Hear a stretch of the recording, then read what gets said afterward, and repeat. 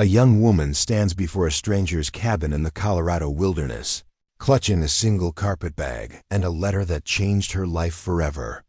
Behind her, the dust of the departing wagon settles like the weight of her new reality. She had been sold to pay her father's gambling debts, expecting to become nothing more than an unpaid servant to a rough mountain man. But sometimes the most desperate circumstances lead to the most unexpected blessings, and sometimes what appears to be the end of freedom becomes the beginning of a love that defies every assumption about worth, dignity, and the capacity of the human heart to heal. Before we jump back in, tell us where you're tuning in from, and if this story touches you, make sure you're subscribed because tomorrow I've saved something extra special for you. The autumn wind cut through the thin walls of the Denver boarding house like a blade, carrying with it the scent of coming snow and the distant sounds of the bustling city below. 19-year-old Lydia Sinclair pressed her face against the frost-covered window, watching the pedestrians hurry past in their warm coats while she shivered in her threadbare shawl. The room she shared with her father, Marcus Sinclair, barely qualified as living quarters, a cramped space with 2 narrow beds, a washstand, and a chair that wobbled precariously whenever anyone sat upon it. Marcus had been gone for 3 days, now leaving Lydia with nothing but worry and the last of their meager savings to pay for another night's lodging. She knew where he was, of course. The same place he always disappeared to when the weight of their circumstances became too much to bear. The gambling halls that lined Larimer Street called to him like sirens, promising easy fortune but delivering only deeper despair. Lydia had tried everything to break her father of this destructive habit. She had pleaded, reasoned, and even hidden what little money they possessed. But Marcus Sinclair was a man possessed by demons that rational thought could not touch. The death of her mother 3 years prior had broken something fundamental in him, leaving behind a hollow shell that sought solace in cards and dice and the false promise that the next hand might change everything. Their descent into poverty had been gradual at first, then sudden and devastating. Marcus had once been a respected clerk at a Denver law firm, earning enough to provide a comfortable life for his wife and daughter.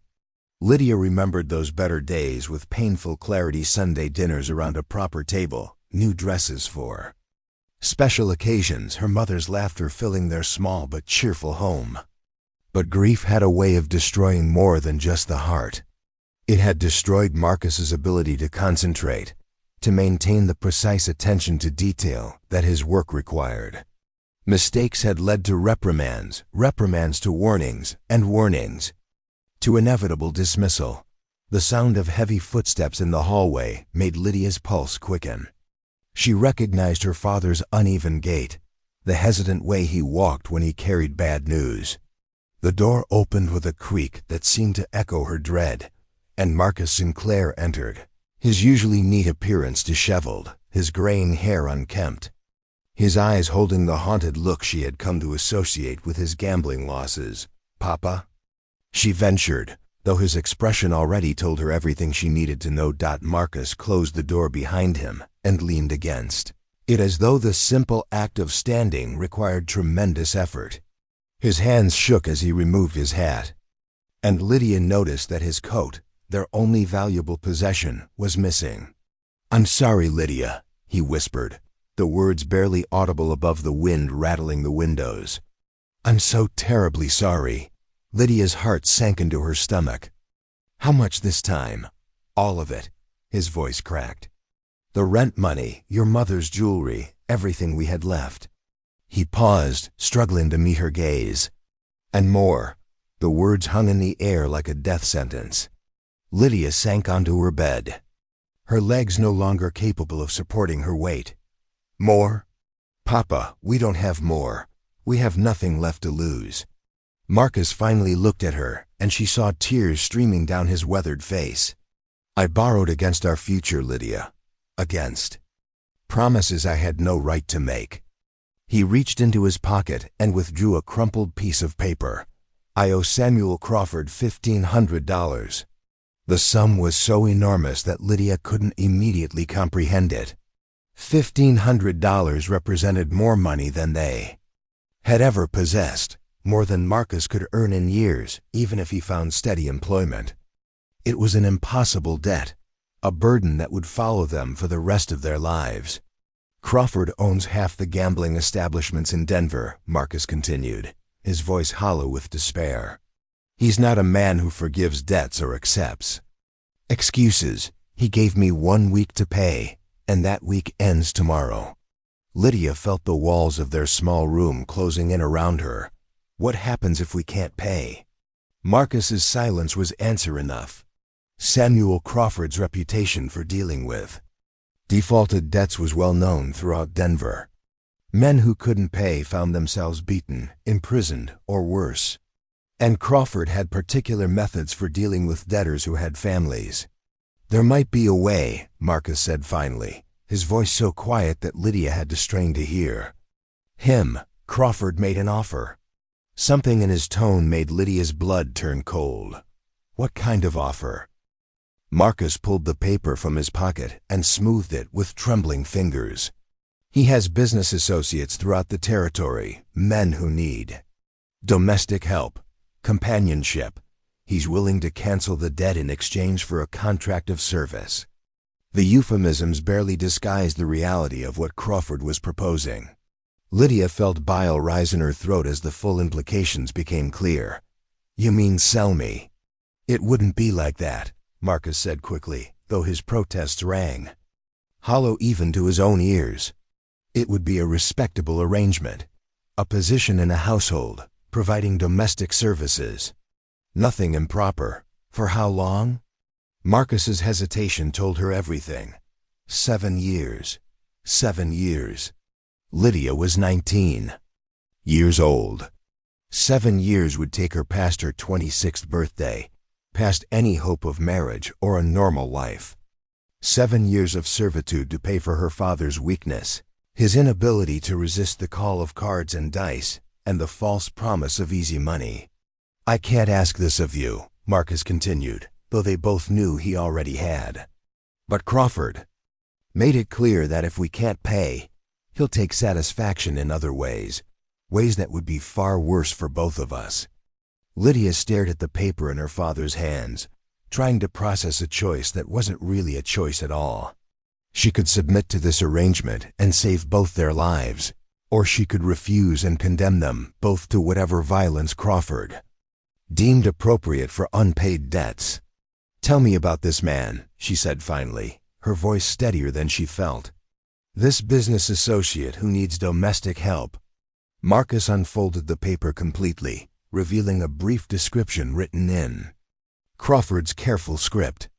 His name is Nathaniel Reed. He owns a lumber operation in the mountains west of here, up near Silverton. Crawford says he's been looking for someone to manage his household, prepare meals, maintain his property. And you believe that's all he wants? Lydia asked, unable to keep the bitterness from her voice. Crawford assured me that Reed is a respectable man, Marcus replied, though his tone suggested he harbored the same doubts. He's never been married, has no family, keeps to himself mostly. The isolation makes it difficult to find help. Lydia walked to the window again, staring out at the bustling street below.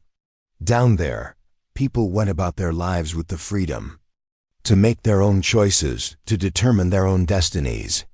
She would be giving up that freedom, trading 7 years of her life for her father's mistakes. What's he like? This Nathaniel Reed? Marcus consulted the paper again. 34 years old. Came west from Pennsylvania about 10 years ago. Built his business from nothing, according to Crawford. Lives alone in a cabin about 5 miles from the nearest town. The isolation was almost as frightening as the unknown character of the man himself. 5 miles from the nearest neighbor meant 5 miles from any help if Reed proved to be something other than the respectable businessman Crawford claimed. I need time to think, Lydia said, though they both knew time was a luxury they couldn't afford. Crawford expects an answer by noon tomorrow, Marcus replied. If we refuse, he'll send his men that evening." Lydia closed her eyes, trying to imagine any alternative to the choice before her. They had no relatives to turn to, no friends with the means to help even if they were inclined to do so. Marcus's former employer had made it clear that his services were no longer welcome, and his reputation throughout Denver's business community ensured that no other firm would hire him. She thought of her mother, dead these 3 years, and wondered what advice she would have given. Margaret Sinclair had been a practical woman, one who faced difficulties with courage and determination. But she had also been protected by a husband who, whatever his current failings, had once been reliable and strong. Lydia had no such protection. "Now, if I agree to this," she said finally, "what guarantee do I have that you won't gamble again? That I won't sacrifice 7 years of my life only to find you've accumulated new debts by the time I return?" Marcus flinched as though she had struck him. "I swear to you, Lydia, on your mother's grave, that I'll never touch another card or die. This has taught me. You've made that promise before, Papa." Lydia's voice was gentle but firm. "After Mama died. After you lost your position at the law firm. After that, we had to sell the house. Each time you swore you were finished with gambling, and each time you found your way back to the tables." Marcus had no answer for this, because they both knew she spoke the truth. His promises were sincere the moment he made them, but they crumbled. The instant temptation presented itself. "Crawford has offered me work," Marcus said quietly. "Bookkeeping for his establishments. It doesn't pay much, but it would be enough for modest lodging and meals. If you're serving your contract with Reed, I won't need much." The irony wasn't lost on Lydia that her father would be working for the same man who had engineered her servitude. But perhaps that was fitting justice of a sort. Preparing and narrating this story took us a lot of time. So if you are enjoying it, subscribe to our channel. It means a lot to us. Now back to the story. Night fell while they sat in their small room, neither speaking, both lost in thoughts they couldn't share. Lydia watched the gas lamps come alive along the street below, casting warm circles of light that seemed to mock the darkness of her situation. Somewhere out in those mountains, a man named Nathaniel Reed was going about his evening routine, unaware that his life was about to change as dramatically as hers. She tried to picture him, based on Crawford's sparse description. 34 years old suggested someone in the prime of life, old enough to have established himself, but young enough to be vigorous and strong. The fact that he had built a successful lumber business from nothing suggested intelligence and determination. But it also suggested a man accustomed to getting what he wanted, to imposing his will on his environment and the people around him. The isolation troubled her most. 5 miles from the nearest town meant that Reed would have complete control over her circumstances. If he proved to be cruel or abusive, she would have no recourse, no one to turn to for help. 7 years in such a situation could break more than just her spirit. It could destroy her entirely. But what alternative did she have? Crawford's reputation for violence was well established. Men who crossed him often disappeared entirely, their bodies found weeks later in the South Platte. River or not found at all. At least with Reed, she would be alive. She would have a chance, however slim, of survival. Marcus fell asleep in his chair sometime after midnight, exhausted by guilt and the strain of confession. Lydia covered him with their single blanket and returned to the window, watching the empty street and trying to imagine a future beyond the next 7 years. Dawn came gray and cold, bringing with it the weight of decision. Lydia had not slept, but she had reached a conclusion that felt less like choice than inevitable surrender. When Marcus woke, she was already dressed in her best dress, faded blue cotton that had once been her mother's, and packing her few belongings into a small carpet bag. "You've decided?" he asked, though her preparations made the answer obvious.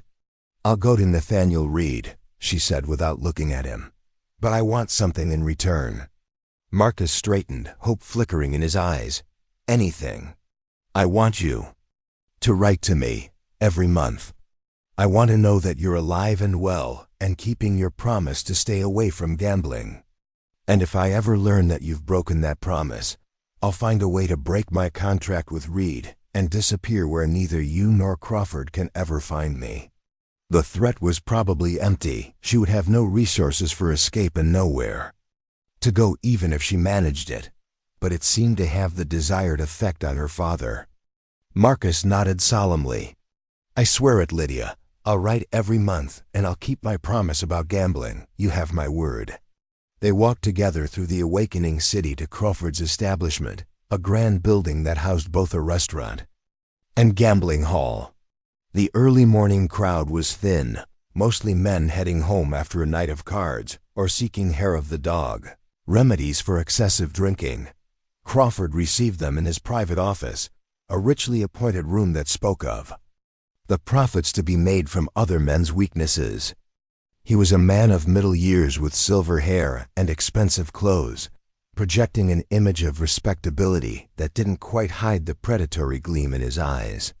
"Miss Sinclair," he said, rising from behind his mahogany desk, "your father tells me you're prepared to accept my proposal." "I'm prepared to honor my father's debt," Lydia replied, keeping her voice steady despite the trembling in her hands. Crawford smiled, an expression that didn't reach his eyes. "Excellent. I've already sent word to Mr. Reed that his domestic situation is being resolved. He sent a wagon to collect you." The speed with which arrangements had been made suggested that Crawford had never doubted the outcome. He produced a contract from his desk drawer, its terms already written in careful legal language.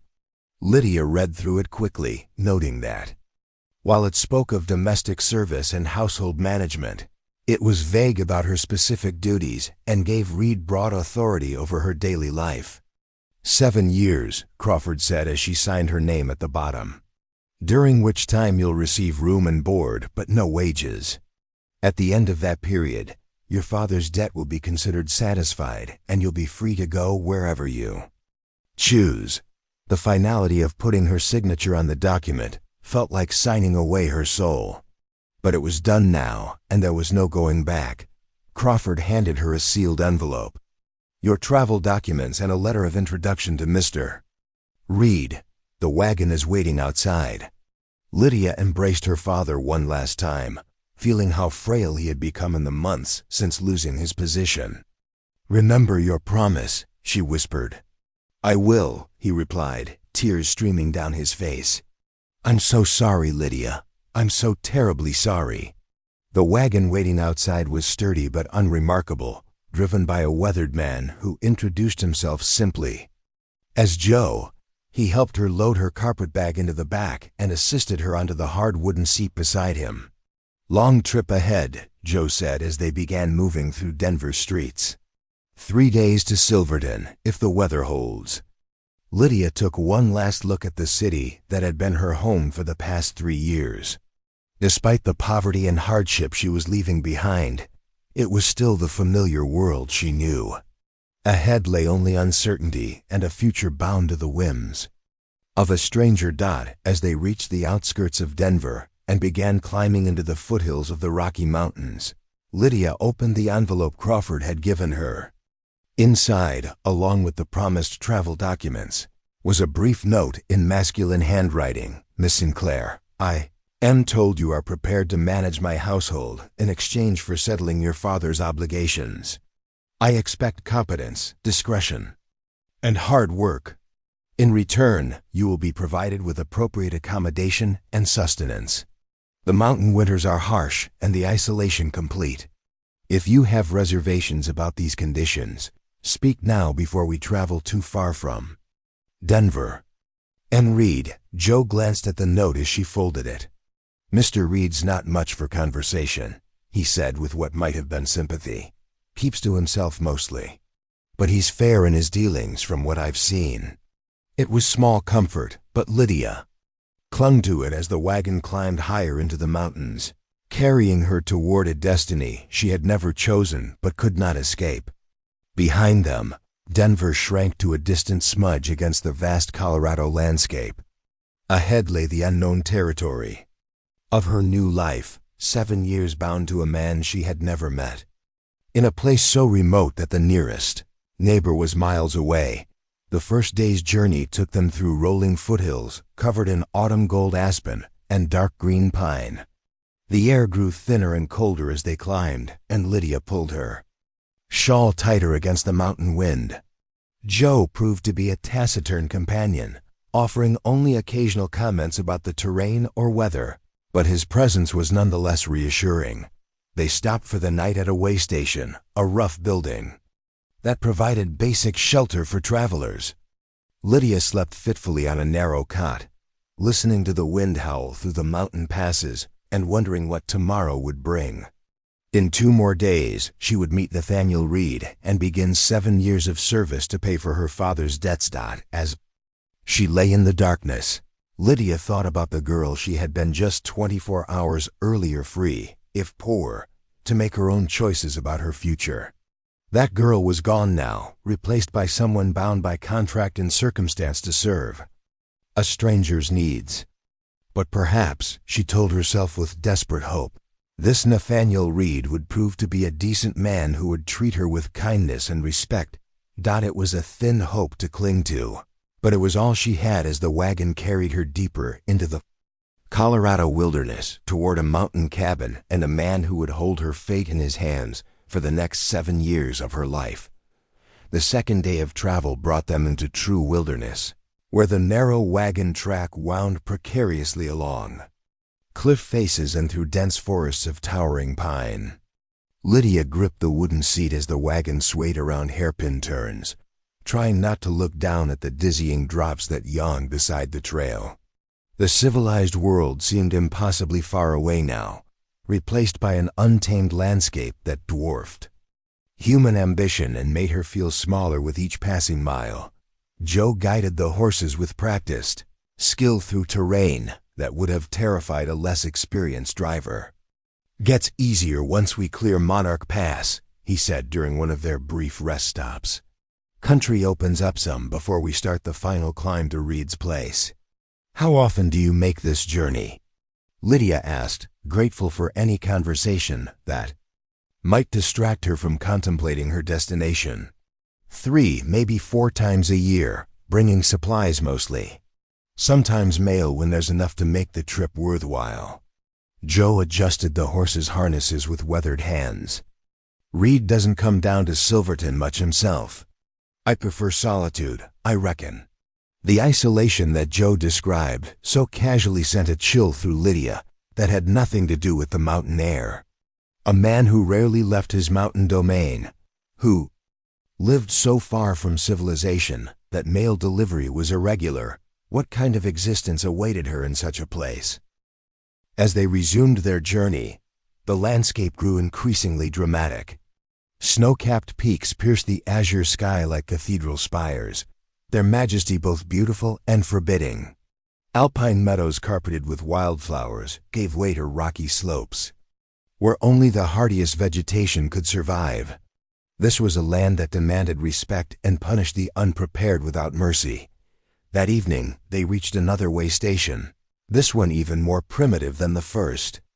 The elderly proprietor, a grizzled man named Ferguson, served them a simple meal of beans and cornbread, while regaling them with tales of the territory's harsh winters and the challenges faced by those foolish enough to homestead in such remote areas. "Reed's got the right idea," Ferguson said, refilling their coffee cups with bitter brew. "Built himself a proper stronghold up there. Timber's good business if you can handle the isolation and the work. Most folks can't. They come up here all full of dreams about conquering the wilderness, but the wilderness has a way of conquering them instead. What do you know of Mr. Reed personally?" Lydia ventured, hoping to learn something about the man who would control her fate. Ferguson considered the question while cleaning his pipe. "Known him since he first came through here. Oh, must be 10 years ago now.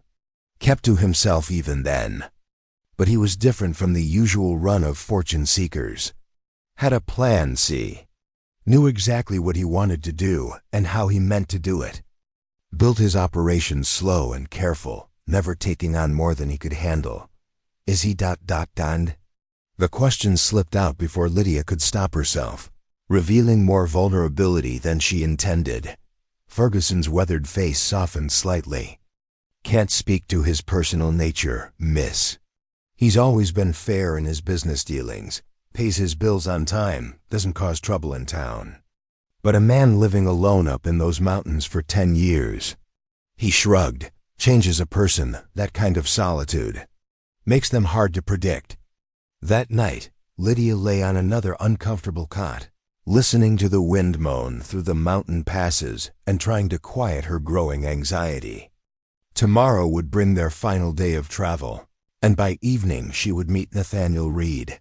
The contract in her possession bound her to 7 years of service, but what form that service would take remained disturbingly unclear. She thought about the life she was leaving behind, the cramped boarding house room, the constant worry about money, her father's increasing desperation. As difficult as those circumstances had been, at least she had possessed some measure of freedom.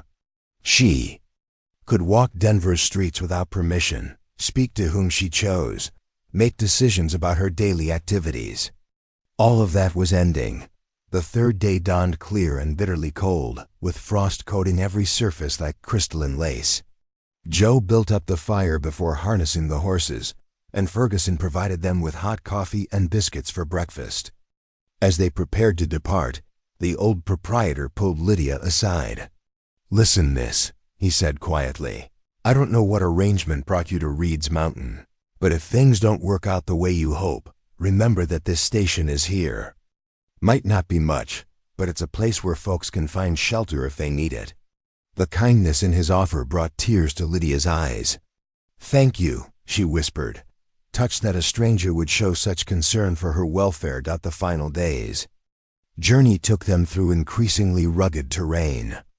The wagon track became little more than parallel ruts carved into rocky soil, following creek beds and skirting massive boulders that had tumbled from the mountainsides.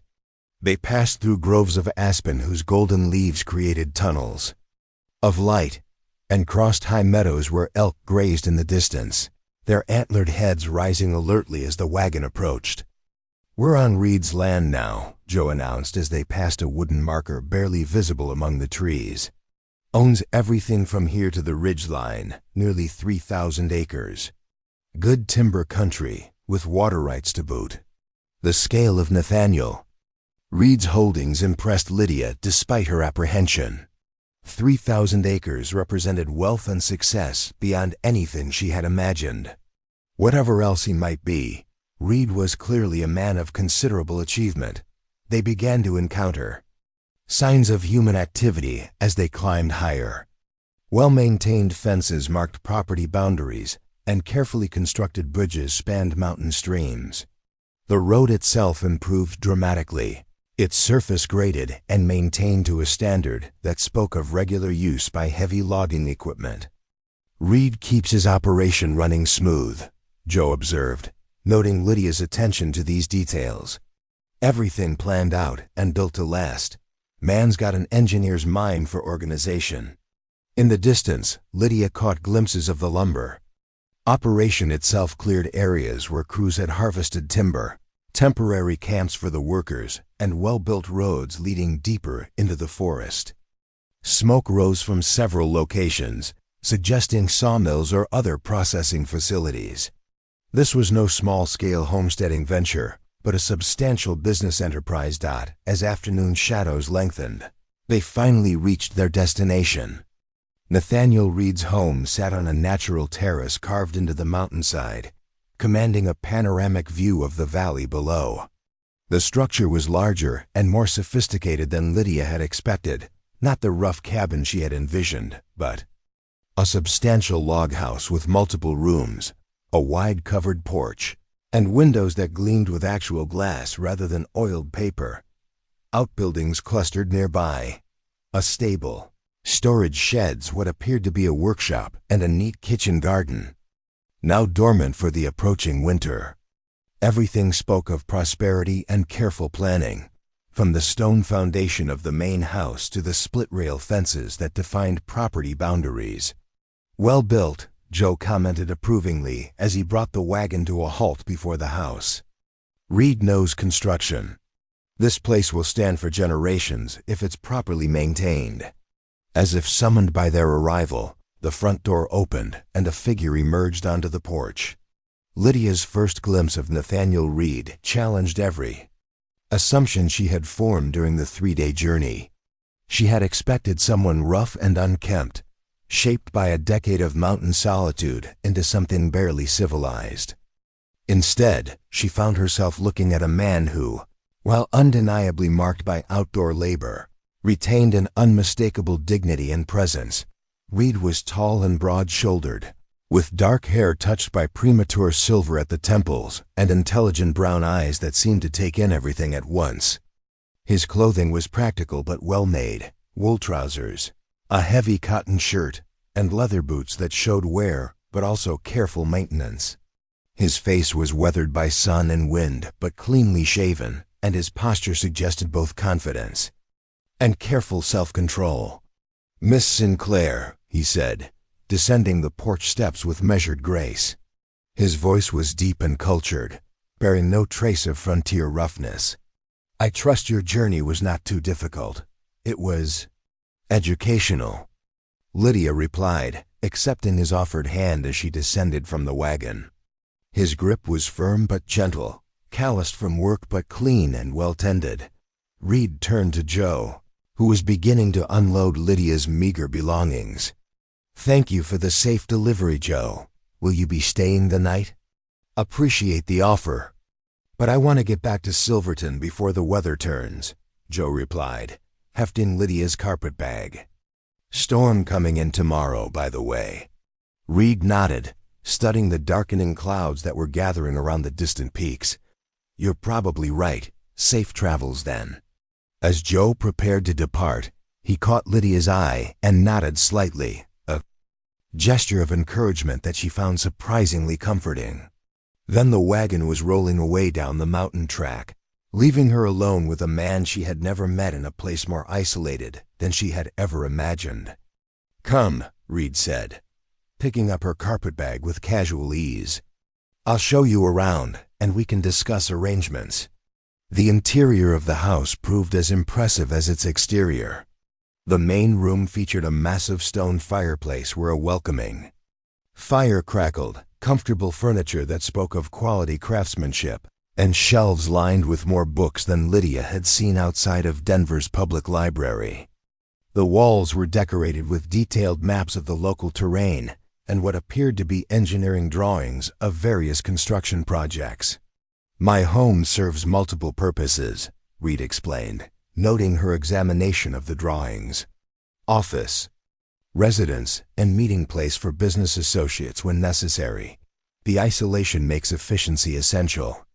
He led her through the house, pointing out the kitchen with its modern cast-iron stove and well-stocked pantry, a formal dining room with a table that could seat 12, and a sitting room furnished with chairs clearly chosen for comfort rather than mere appearance. Everything was meticulously clean and organized, suggesting either considerable domestic skill on Reed's part or assistance that was not immediately apparent. "Your quarters are upstairs," Reed said, leading the way to a steep but well-constructed staircase. "I hope you'll find them adequate." The room he showed her exceeded every expectation Lydia had dared form.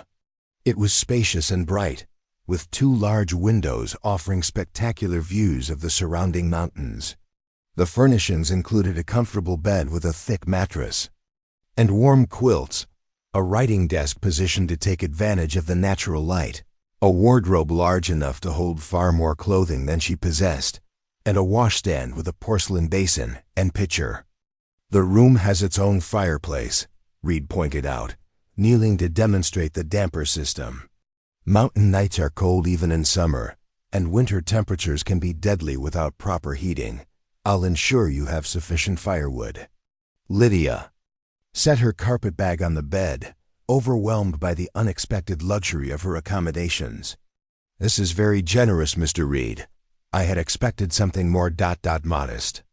Comfortable workers are productive workers, Reed replied practically. And since we'll be sharing this house for an extended period, it serves both our interests to ensure adequate privacy and comfort. The matter-of-fact way he spoke of their arrangement helped ease some of Lydia's anxiety. Whatever Crawford might have implied about her duties, Reed's behavior suggested a businessman focused on practical considerations rather than personal exploitation. "Shall we discuss the specifics of your position?" Reed asked, gesturing toward the writing desk. "I believe in clear expectations on both sides." They returned to the main room, where Reed poured 2 cups of coffee from a pot that had been keeping warm beside the fire.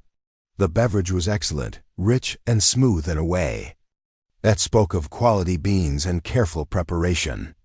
"Crawford's letter was somewhat vague about your background," Reed began, settling into a chair across from where Lydia sat on a comfortable sofa. "Perhaps you could tell me about your experience and capabilities."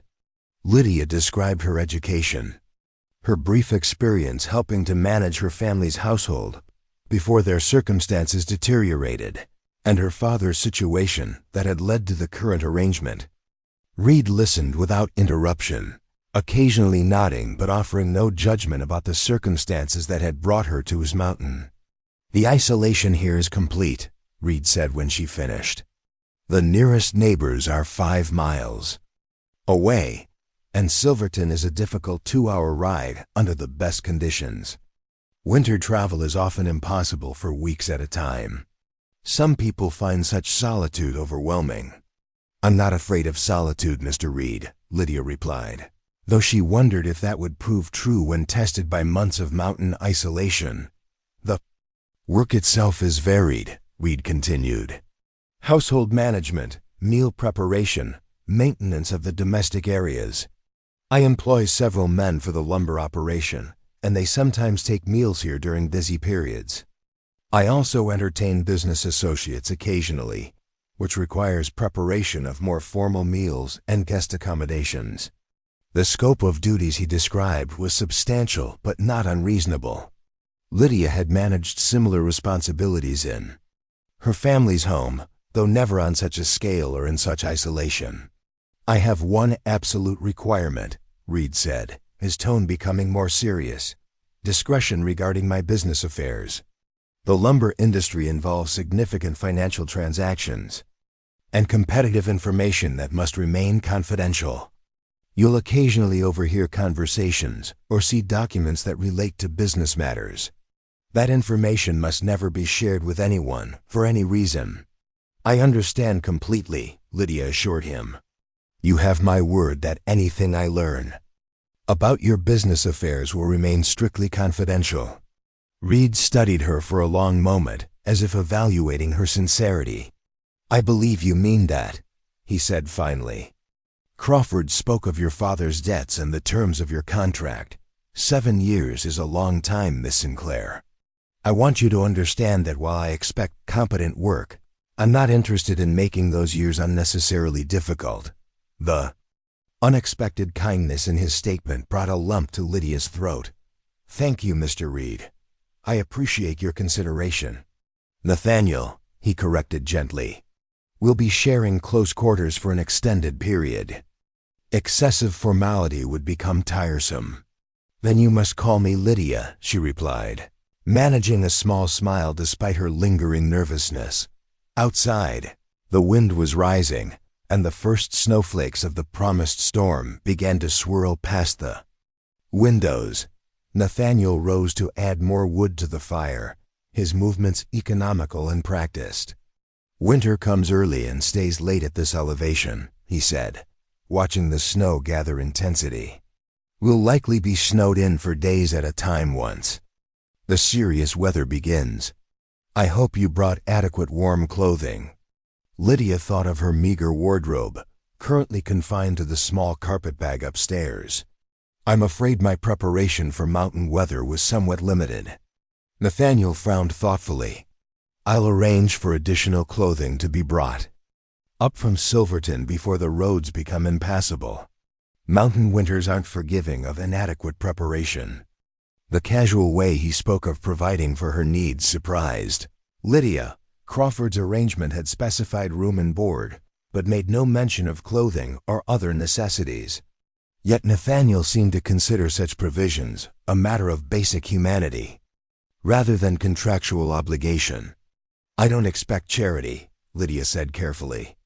"If additional clothing is necessary, perhaps it could be deducted from my future wages once my contract is complete."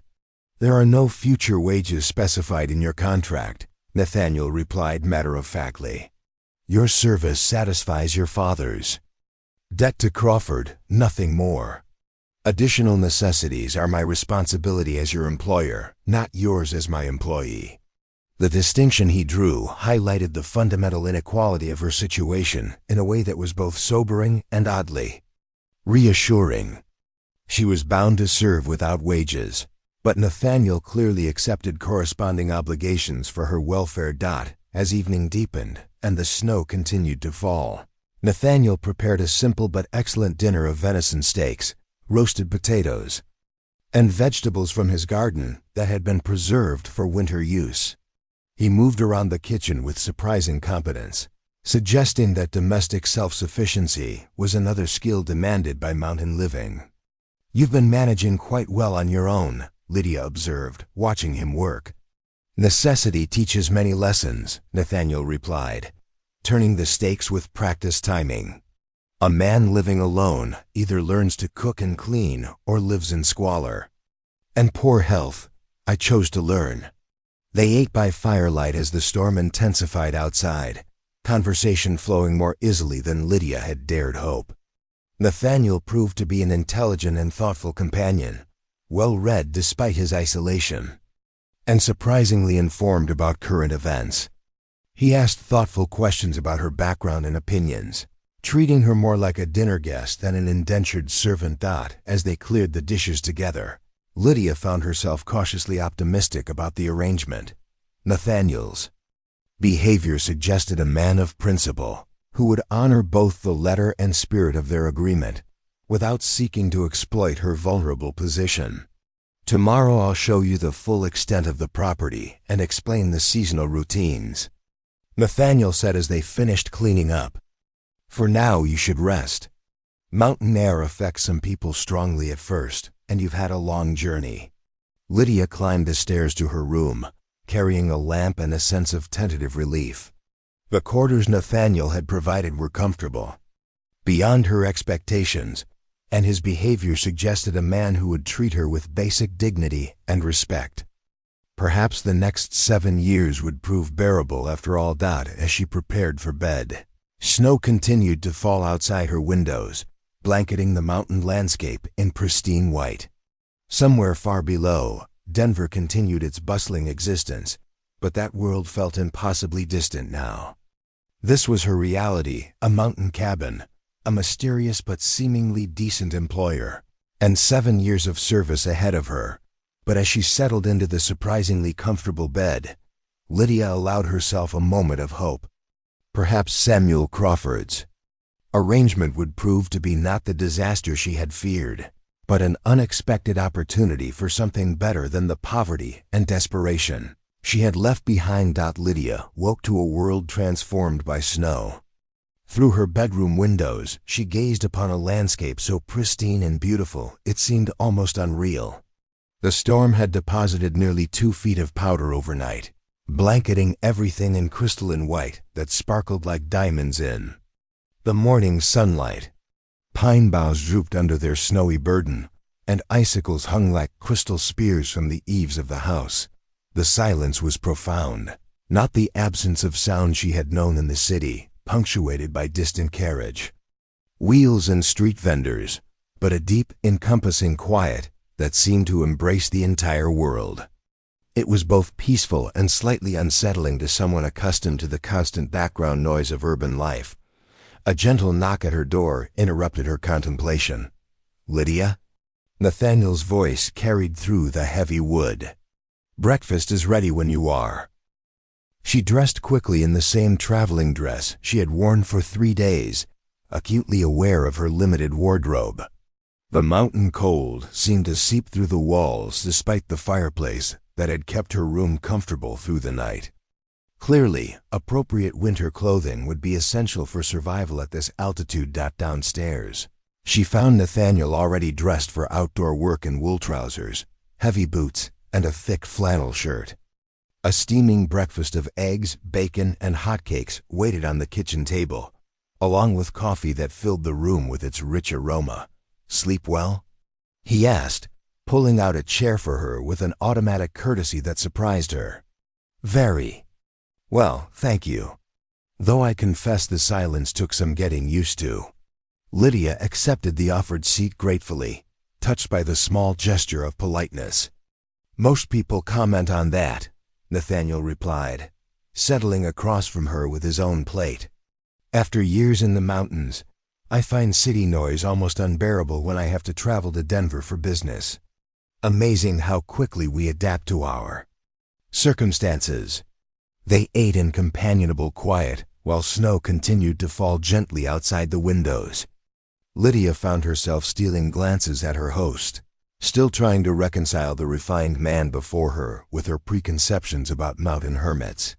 His table manners were impeccable, his conversation thoughtful, and his consideration for her comfort genuine rather than calculated.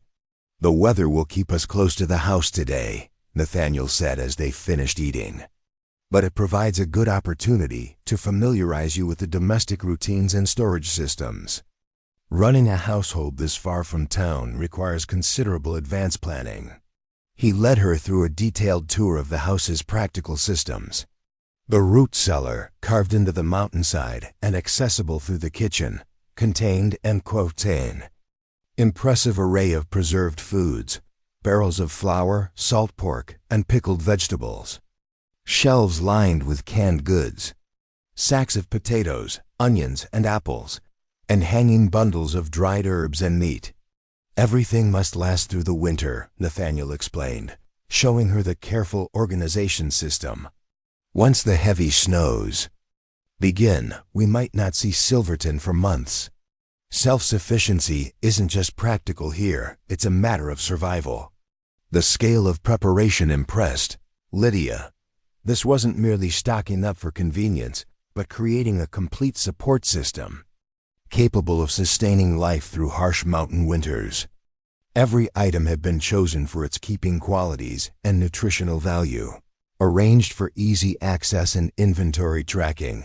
Adjacent to the root cellar was a workshop where Nathaniel maintained tools and equipment. Shelves held everything from basic carpentry implements to sophisticated measuring devices, all meticulously organized and maintained. A workbench bore evidence of recent used wooden parts for what appeared to be furniture repair. "I made most of the house's furnishings myself," Nathaniel said, noting her interest in the workshop. "Shipping furniture up the mountain is expensive and impractical. Building it here ensures quality and allows for repairs when necessary." Lydia examined a half-finished chair, admiring the precise joinery and attention to detail. "You're quite skilled. This workmanship rivals anything I've seen in Denver's finest shops." "Necessity again," Nathaniel replied, though he seemed pleased by her assessment. "When you're responsible for everything yourself, you either learn to do it well or learn to live with poor results." They spent the morning exploring various aspects of household management. Nathaniel showed her the laundry system with its large copper tubs and ingenious arrangement for heating wash water. He explained the routines for maintaining the several fireplaces that heated the house, the care of oil lamps and candles, and the complex logistics of meal planning for both daily needs and entertaining. "During logging season, I sometimes have crews working close enough to take their noon meal here," he explained, showing her the large pots and serving dishes stored in the kitchen.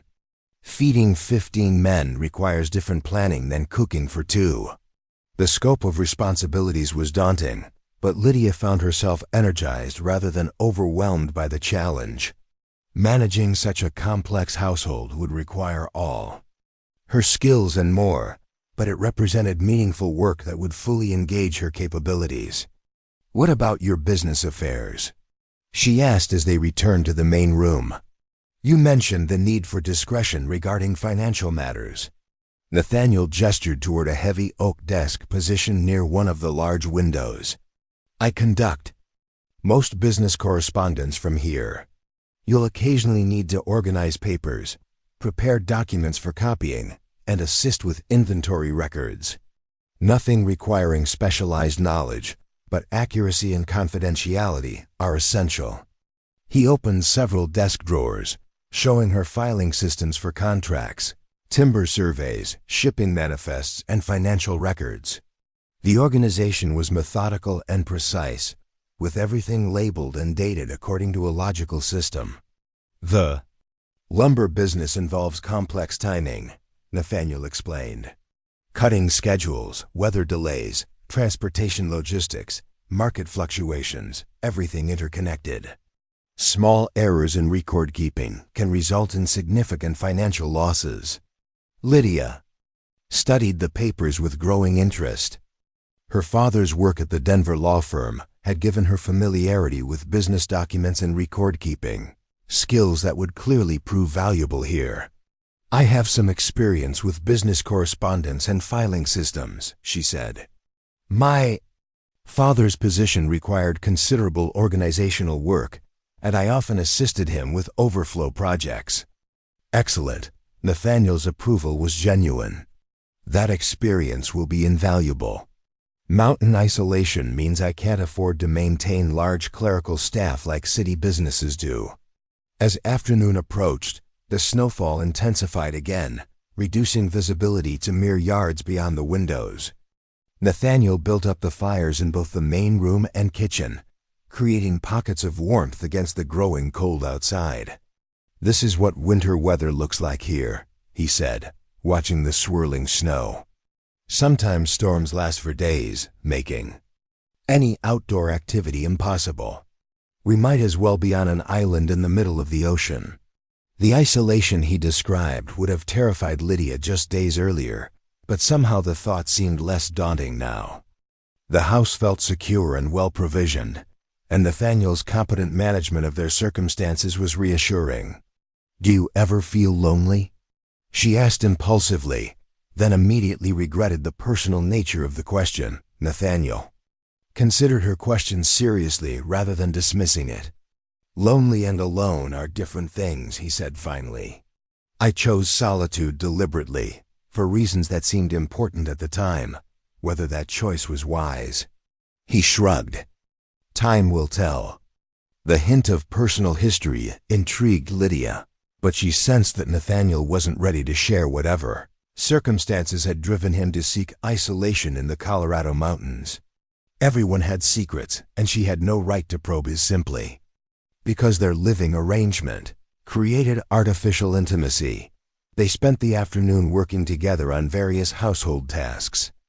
Lydia helped reorganize the kitchen storage to her own preferences, while Nathaniel repaired a broken chair in his workshop. Despite the storm raging outside, the house felt cozy and secure, warmed by multiple fires and filled with the quiet satisfaction of productive work. When evening came, Nathaniel prepared another excellent meal, this time a hearty stew made from preserved vegetables and meat, accompanied by fresh bread he had somehow managed to bake despite their busy day. They ate by lamplight while wind howled around the house, creating an atmosphere of intimate warmth that contrasted sharply with the harsh weather outside. "Tell me about your life in Denver," Nathaniel said as they lingered over coffee. "What did you enjoy about city living?" Lydia described the theaters and concerts she had attended during better times, the libraries where she had spent countless hours reading, the parks where families gathered for Sunday picnics. She spoke of the energy and excitement of urban life, but also of its challenges, the noise, the crowds, the constant struggle for economic survival. "Do you miss it?" Nathaniel asked. "I miss some aspects," Lydia replied honestly. "The cultural opportunities, the sense of being connected to larger events. But I don't miss the desperation, the constant worry about money, The feeling that we were always one crisis away from complete disaster. And your father? What was he like before the gambling began? The question touched a painful subject, but Lydia found herself wanting to share the truth with this man who had shown her such unexpected kindness. She described Marcus Sinclair as he had been intelligent, hardworking, devoted to his family. She explained how her mother's death had shattered something fundamental in him, leaving him vulnerable to the false promises of gambling. Grief affects people differently, Nathaniel said quietly. Some find strength in it, others are broken by it. Neither response is a measure of character, just of circumstance and temperament. The understanding in his voice suggested personal experience with loss, though he offered no details about his own struggles. Lydia appreciated his discretion as much as his sympathy. As the evening progressed, they settled into comfortable conversation about books, having discovered a shared love of literature. Nathaniel's personal library was extensive and eclectic, ranging from technical manuals on forestry engineering to classics of philosophy and fiction. He pressed several volumes into her hands, insisting she borrow whatever interested her. "Books are meant to be read," he said when she protested that she shouldn't handle his valuable collection.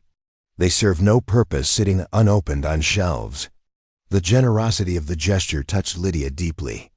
In her reduced circumstances, access to books had become a luxury she could no longer afford.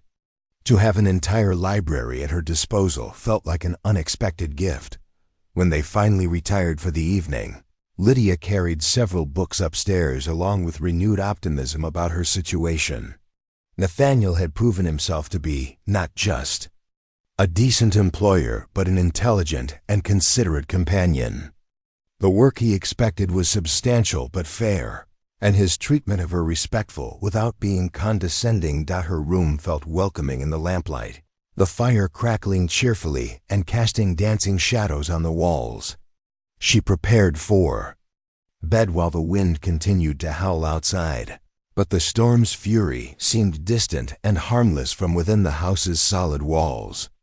Before sleep, she opened one of Nathaniel's books, a volume of poetry by Walt Whitman, and read by firelight. The words seemed particularly meaningful in her current circumstances, speaking of journeys and transformations, of finding unexpected beauty in difficult places. The second day of the storm brought similar routines, but with growing familiarity came increased comfort. Lydia began to feel less like a visitor and more like a member of the household. She took increasing initiative in kitchen duties, discovering that Nathaniel was pleased to share domestic responsibilities rather than jealously guarding his independence. "You're adapting quickly," he observed as she efficiently prepared lunch while he worked on correspondence at his desk. "Many people find the transition to mountain living more difficult." "I suspect I had less to lose than most people," Lydia replied, stirring a pot of soup. "When your alternatives are limited, adaptation becomes easier." That afternoon, Nathaniel began teaching her the specifics of his business record-keeping. She proved to have a natural aptitude for the work, quickly understanding the filing systems and demonstrating careful attention to detail. Her questions about the lumber industry showed genuine interest rather than mere politeness.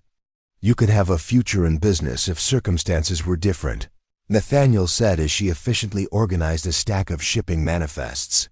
"You have the intelligence and temperament for it."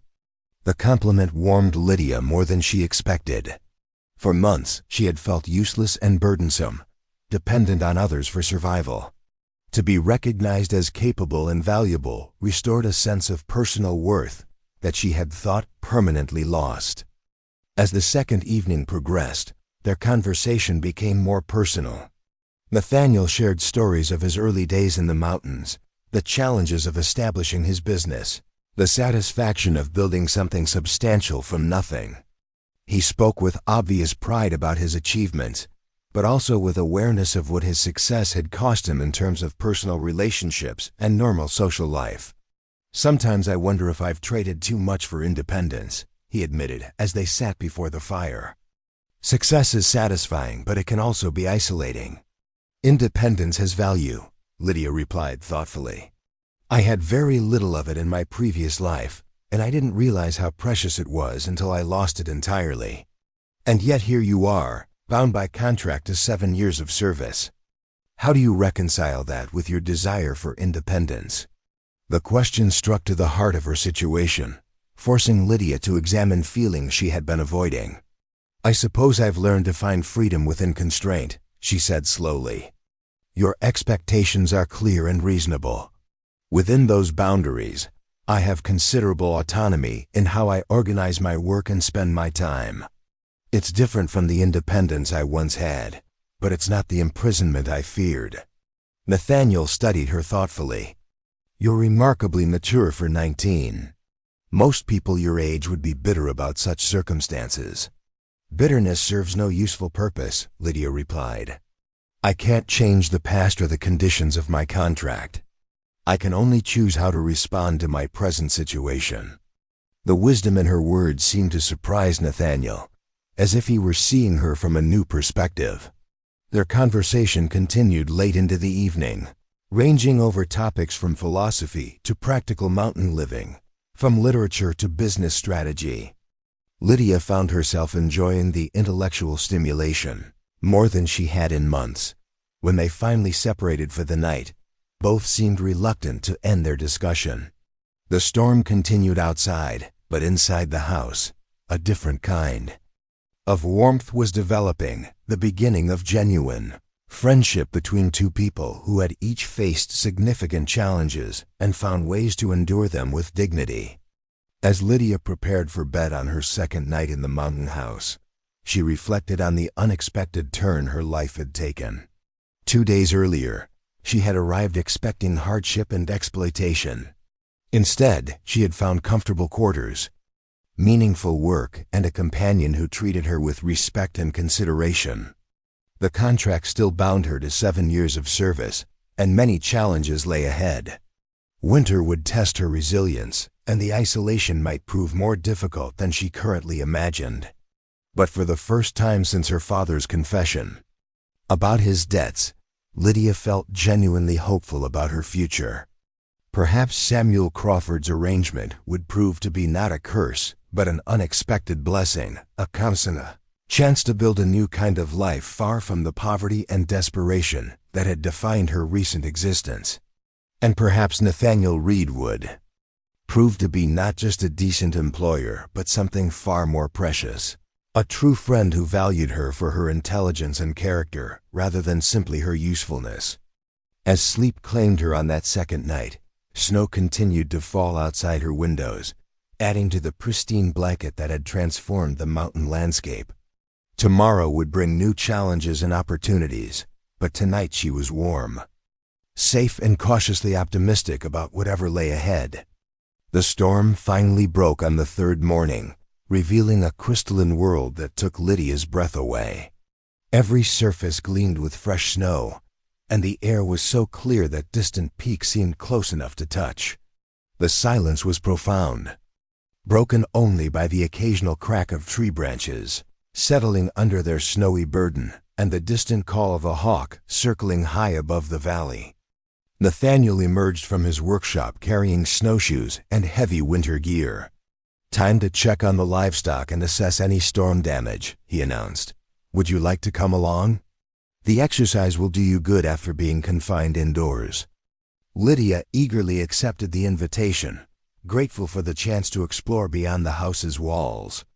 Nathaniel provided her with a pair of his own snowshoes, patiently adjusting the bindings and teaching her the peculiar walking technique required for efficient travel over deep snow. Her first attempts were clumsy and exhausting, but gradually she developed a rhythm that allowed her to follow Nathaniel's trail without constantly stumbling. The physical exertion felt wonderful after days of indoor confinement, and the mountain air filled her lungs with invigorating freshness. They made their way to a substantial barn hidden among the trees, where Nathaniel kept several horses, a milk cow, and chickens housed in a well-insulated coop. The animals had weathered the storm comfortably, protected by solid construction and adequate ventilation.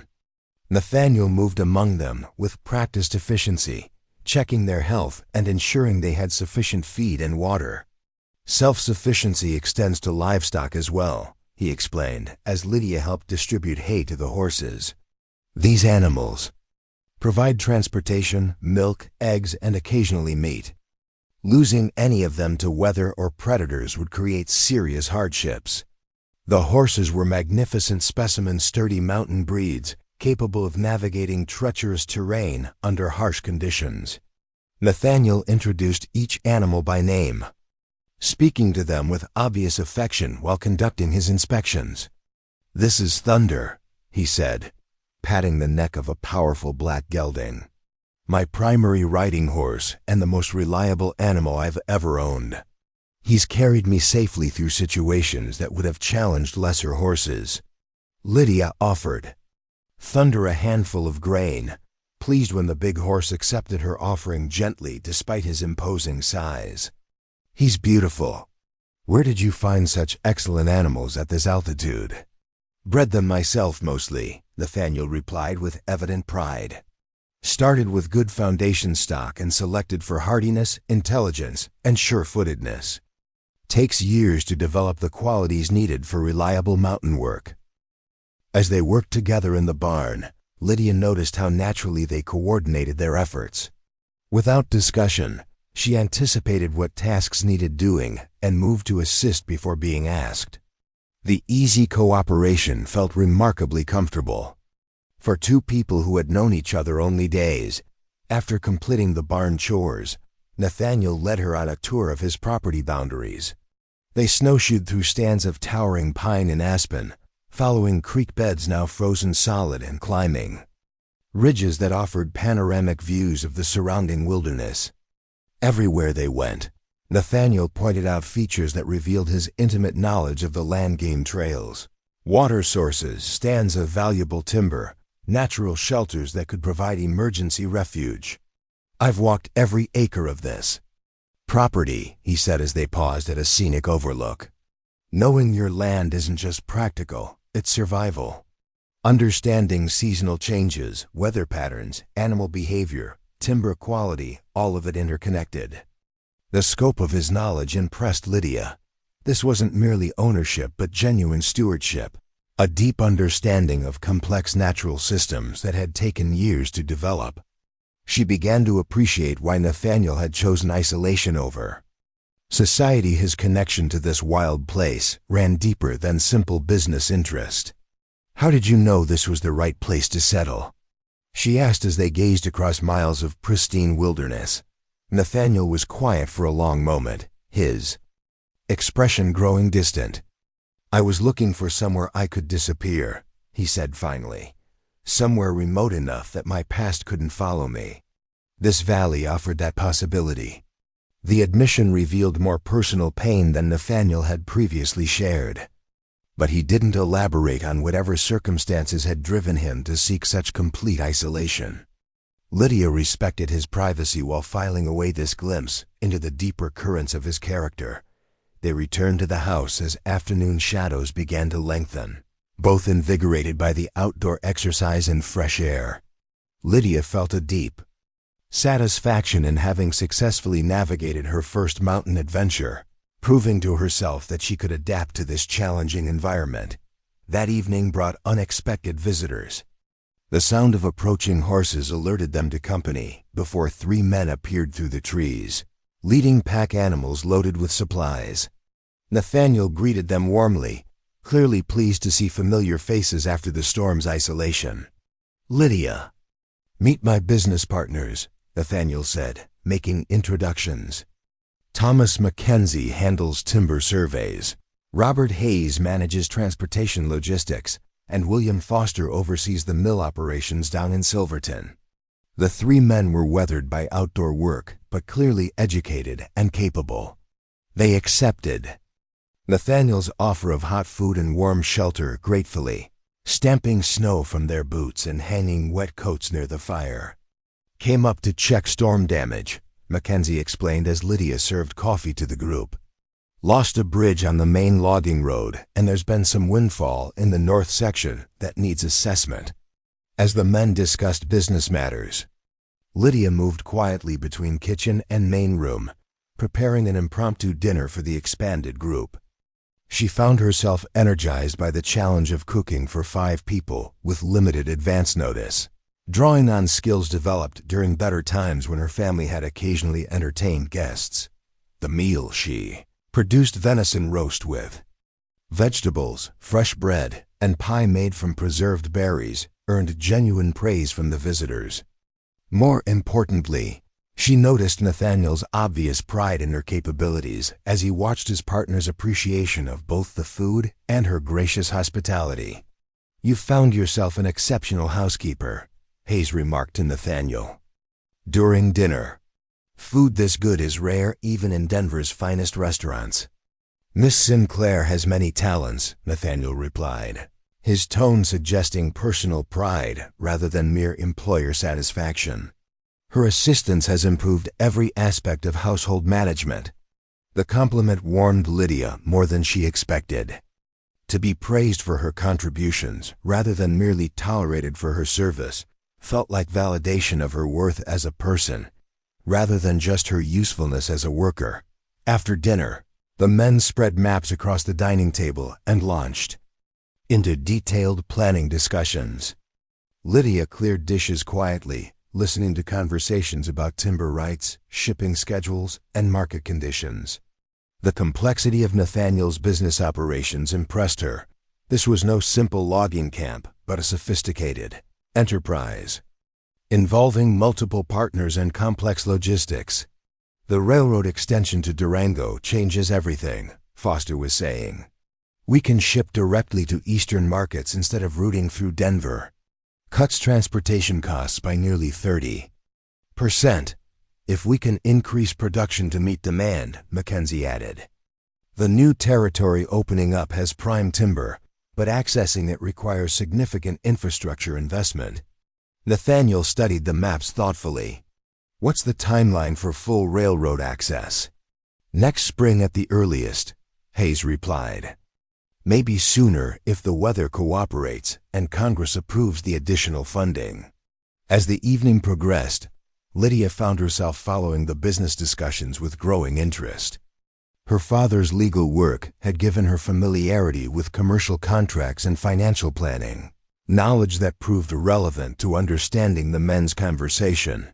When Mackenzie mentioned concerns about timber rights documentation, Lydia impulsively spoke up. "Excuse me, but have you considered filing preemptive claims on adjacent properties?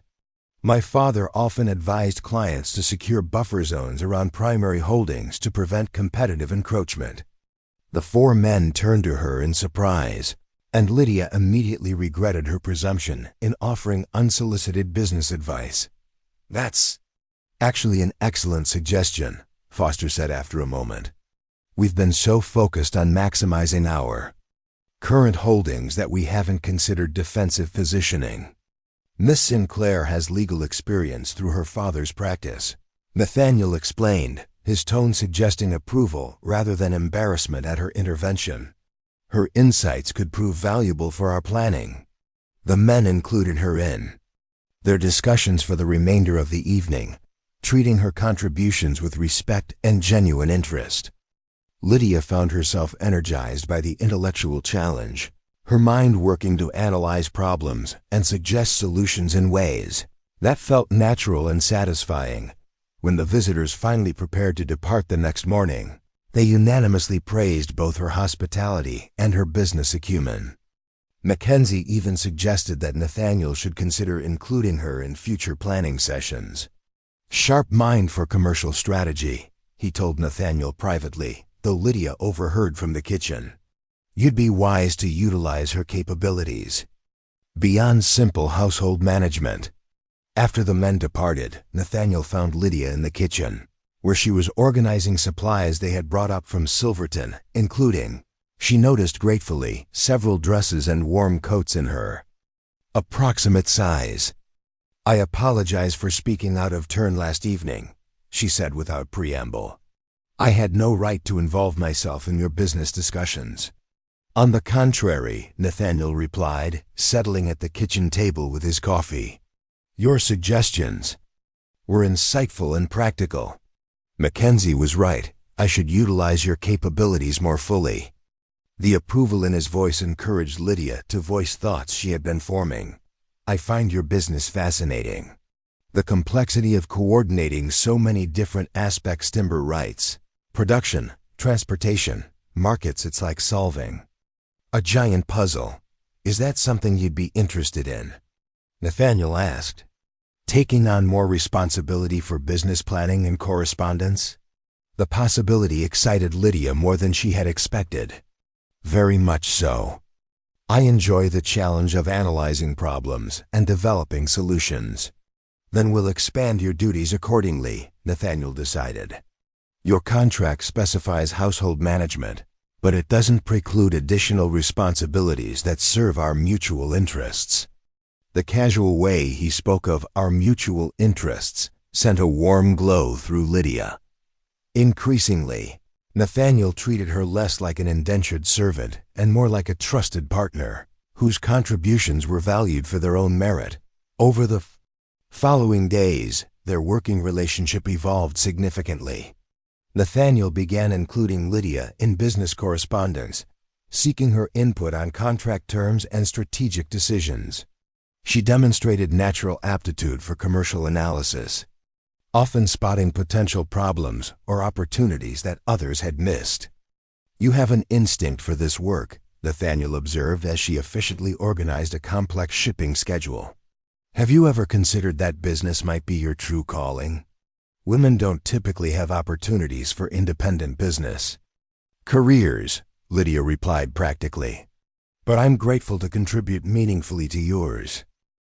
Things are changing, Nathaniel said thoughtfully, particularly in the territories where practical capability matters more than social convention. A woman with your abilities could build something significant if circumstances permitted.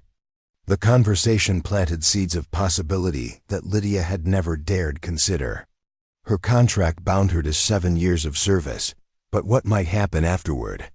Could she perhaps build upon the knowledge and experience she was gaining to create opportunities for genuine independence? As winter deepened around them, their daily routines became increasingly comfortable and efficient. They worked together seamlessly, whether managing household duties or tackling complex business challenges. Conversation flowed naturally between practical matters and intellectual discussions, creating an atmosphere of genuine partnership that transcended their original employer-employer relationship. One evening, as they sat before the fire reviewing timber surveys, Nathaniel looked up from his papers with an expression of quiet satisfaction. I haven't felt this content in years, he said simply. Your presence here has changed more than just the household management. It's changed the entire character of this place.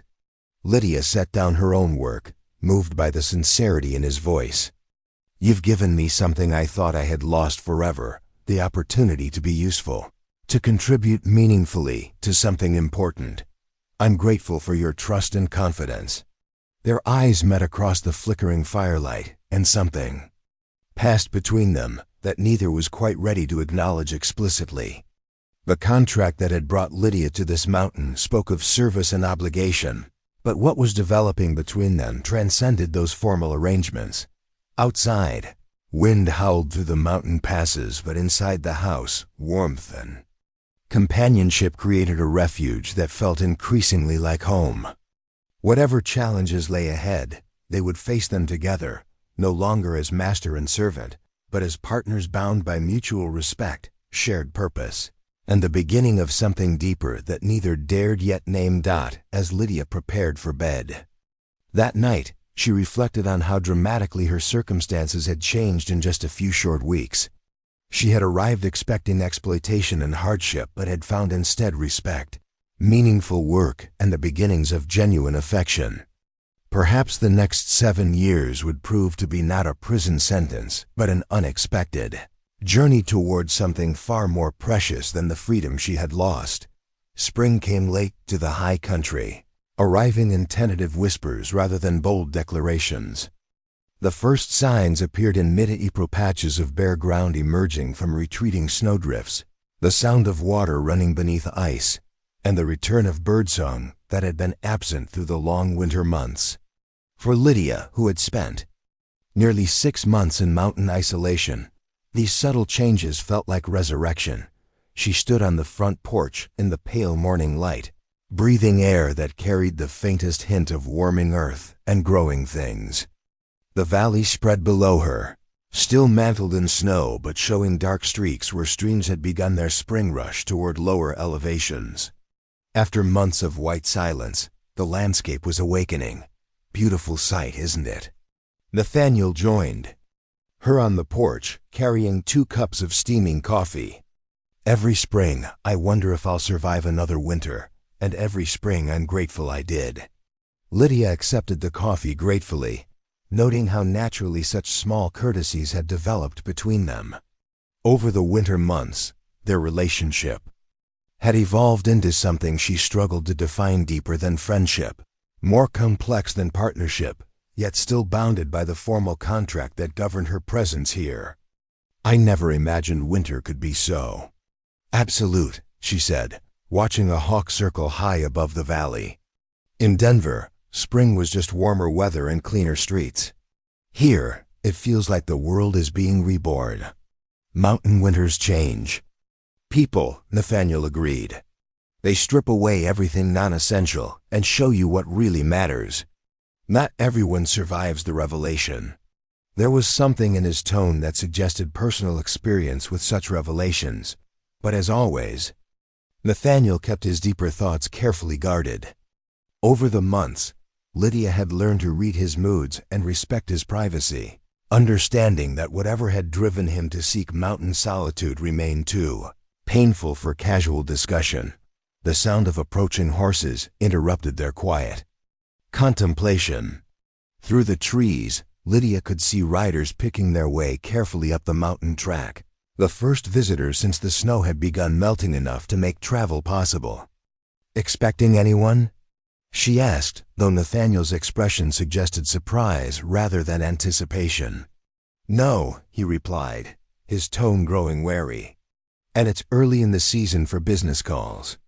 As the riders drew closer, Lydia counted 4 men on horseback, their clothing and bearing suggesting city origins rather than mountain familiarity. Something about their purposeful approach set off alarm bells in her mind. Though she couldn't immediately identify the source of her unease, the lead rider was a well-dressed man in his 50s, with silver hair and an expensive coat that spoke of wealth and authority. Behind him rode 3 younger men whose watchful postures and carefully positioned hands suggested they were more than mere traveling companions. "Mr. Reed?"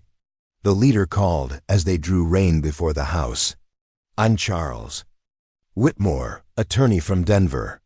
I need to speak with you about a matter of considerable importance." Nathaniel stepped forward, his body language subtly shifting into a more defensive posture. "What kind of matter, Mr. Whitmore?" "One better discussed privately," Whitmore replied, his gaze moving meaningfully to Lydia. "Perhaps your housekeeper could excuse us?" "Miss Sinclair assists me with all business matters," Nathaniel said firmly. "Anything you have to say can be said in her presence." Whitmore's eyebrows rose at this unexpected assertion, and his companions exchanged glances that suggested surprise at finding a woman involved in mountain business affairs. One of them whispered something to Whitmore, who nodded thoughtfully. "Very well," Whitmore said, dismounting with the careful movements of someone unaccustomed to long rides. "May we speak inside? It's been a long journey, and this matter requires detailed discussion." Nathaniel gestured toward the house with obvious reluctance. "Of course, Miss Sinclair. Would you prepare coffee for our guests?" As Lydia moved to fulfill this request, she noticed how Nathaniel positioned himself to keep the visitors in sight while maintaining access to the rifle mounted above the fireplace.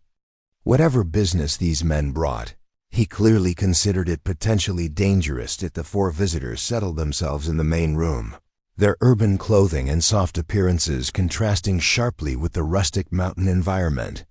"Whitmore," accepted coffee with polite thanks while his companions declined, their attention focused on cataloging the room's contents and exits.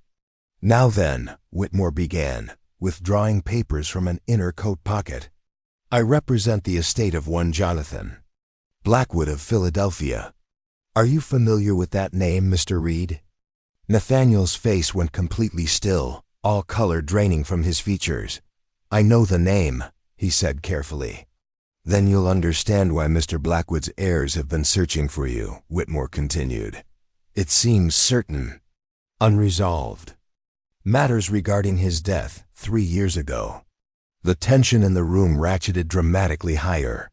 Lydia noticed that the 3 men with Whitmore had positioned themselves strategically around the room, cutting off potential escape routes. This was beginning to feel less like a legal consultation and more like a confrontation.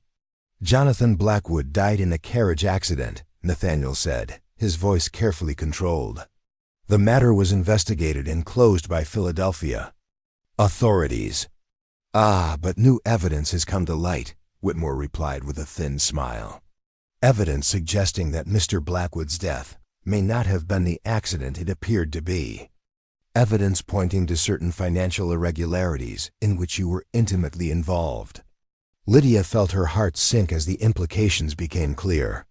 Whatever past Nathaniel had been hiding, it apparently involved accusations of serious criminal activity. The isolated mountain retreat that had seemed like a refuge now felt like a trap. "I was cleared of all suspicion at the time," Nathaniel stated firmly. "The Philadelphia investigation found no evidence of wrongdoing." "The Philadelphia investigation was incomplete," Whitmore countered. "New information has emerged about your business relationship with Blackwood, information that places your subsequent disappearance in a very different light." He spread papers across the coffee table, legal documents, what appeared to be financial records, and several letters in familiar handwriting. Lydia's blood chilled as she recognized some of the documents from Nathaniel's business files, papers she had organized and copied during the winter months. "How did you obtain those documents?" Nathaniel demanded, his composure finally cracking. "Let's say that certain parties have been very thorough in their investigation," Whitmore replied smugly. "The Blackwood family has considerable resources and strong motivation to see justice done." One of Whitmore's companions leaned forward slightly, his coat falling open to reveal a pistol butt. "We also have testimony from associates who are willing to swear that you threatened Blackwood shortly before his death." "That's a lie," Nathaniel said flatly. "My disagreement with Blackwood was purely business-related, and it was resolved before his accident." "Was it?" Whitmore shuffled through his papers.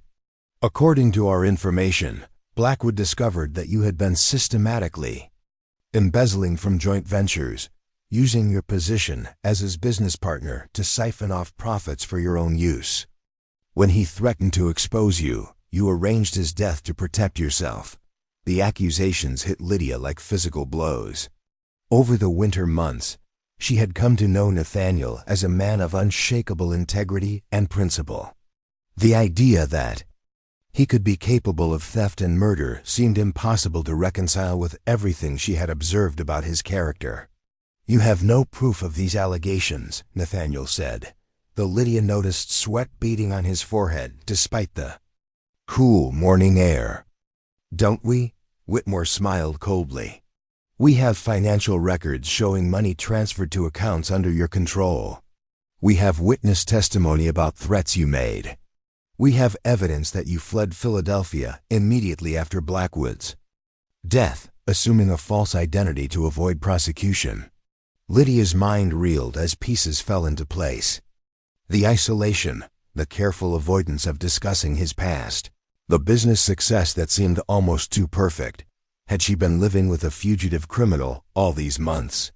"Even if your allegations were true," Nathaniel said carefully, "the statute of limitations would have expired by now." "For theft, perhaps," Whitmore agreed, "but not for murder. And the Blackwood family is prepared to offer substantial rewards for information leading to your capture and prosecution." The threat hung in the air like a blade. Lydia realized with growing horror that these men weren't here to negotiate or discuss terms. They were here to extract either Nathaniel or information they could use to destroy him. "What do you want?" Nathaniel asked finally. "Justice," Whitmore replied piously.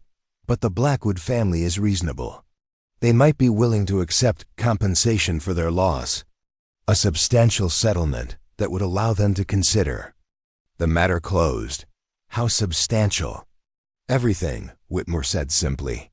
"This property, your business interests, all assets accumulated since your departure from Philadelphia.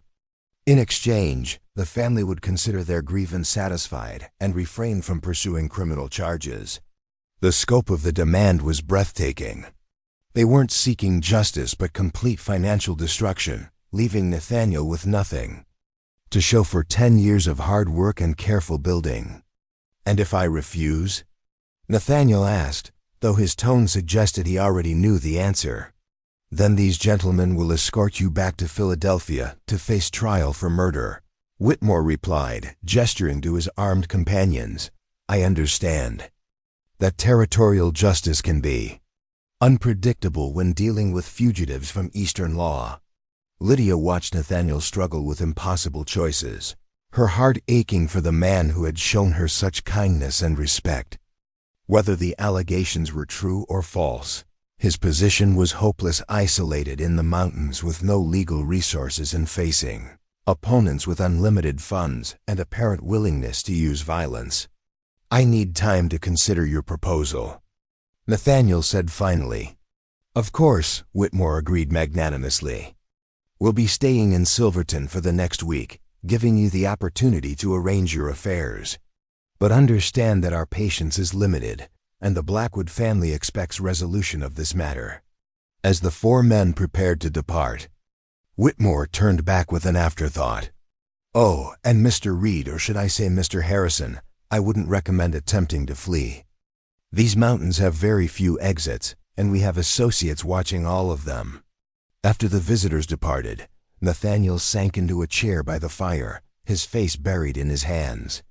The strong, confident man Lydia had come to know seemed suddenly diminished, as if the weight of his hidden past had finally become too much to bear.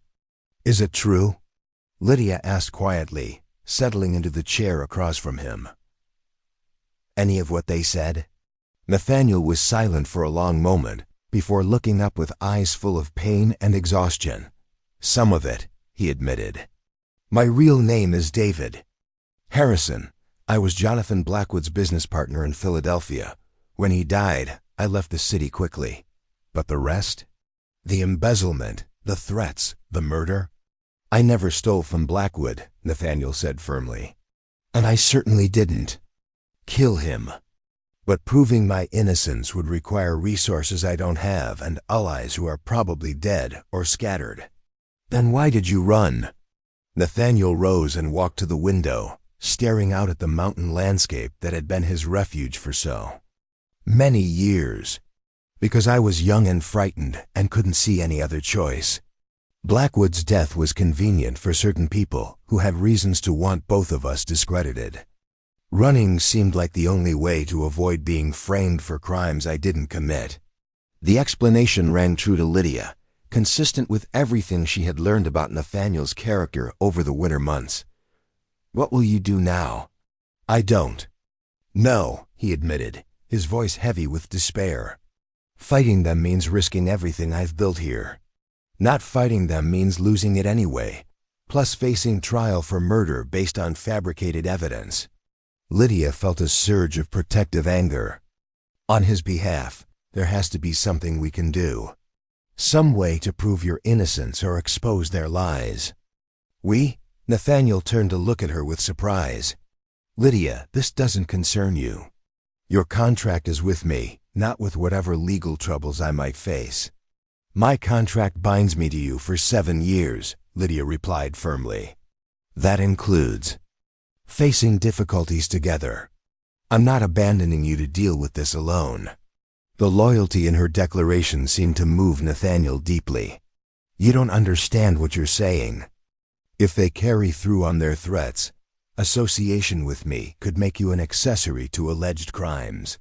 Your reputation, your future, everything could be destroyed. My future was already destroyed when my father's debts forced me into servitude. Lydia countered. You've given me dignity, purpose, and respect when I expected only exploitation.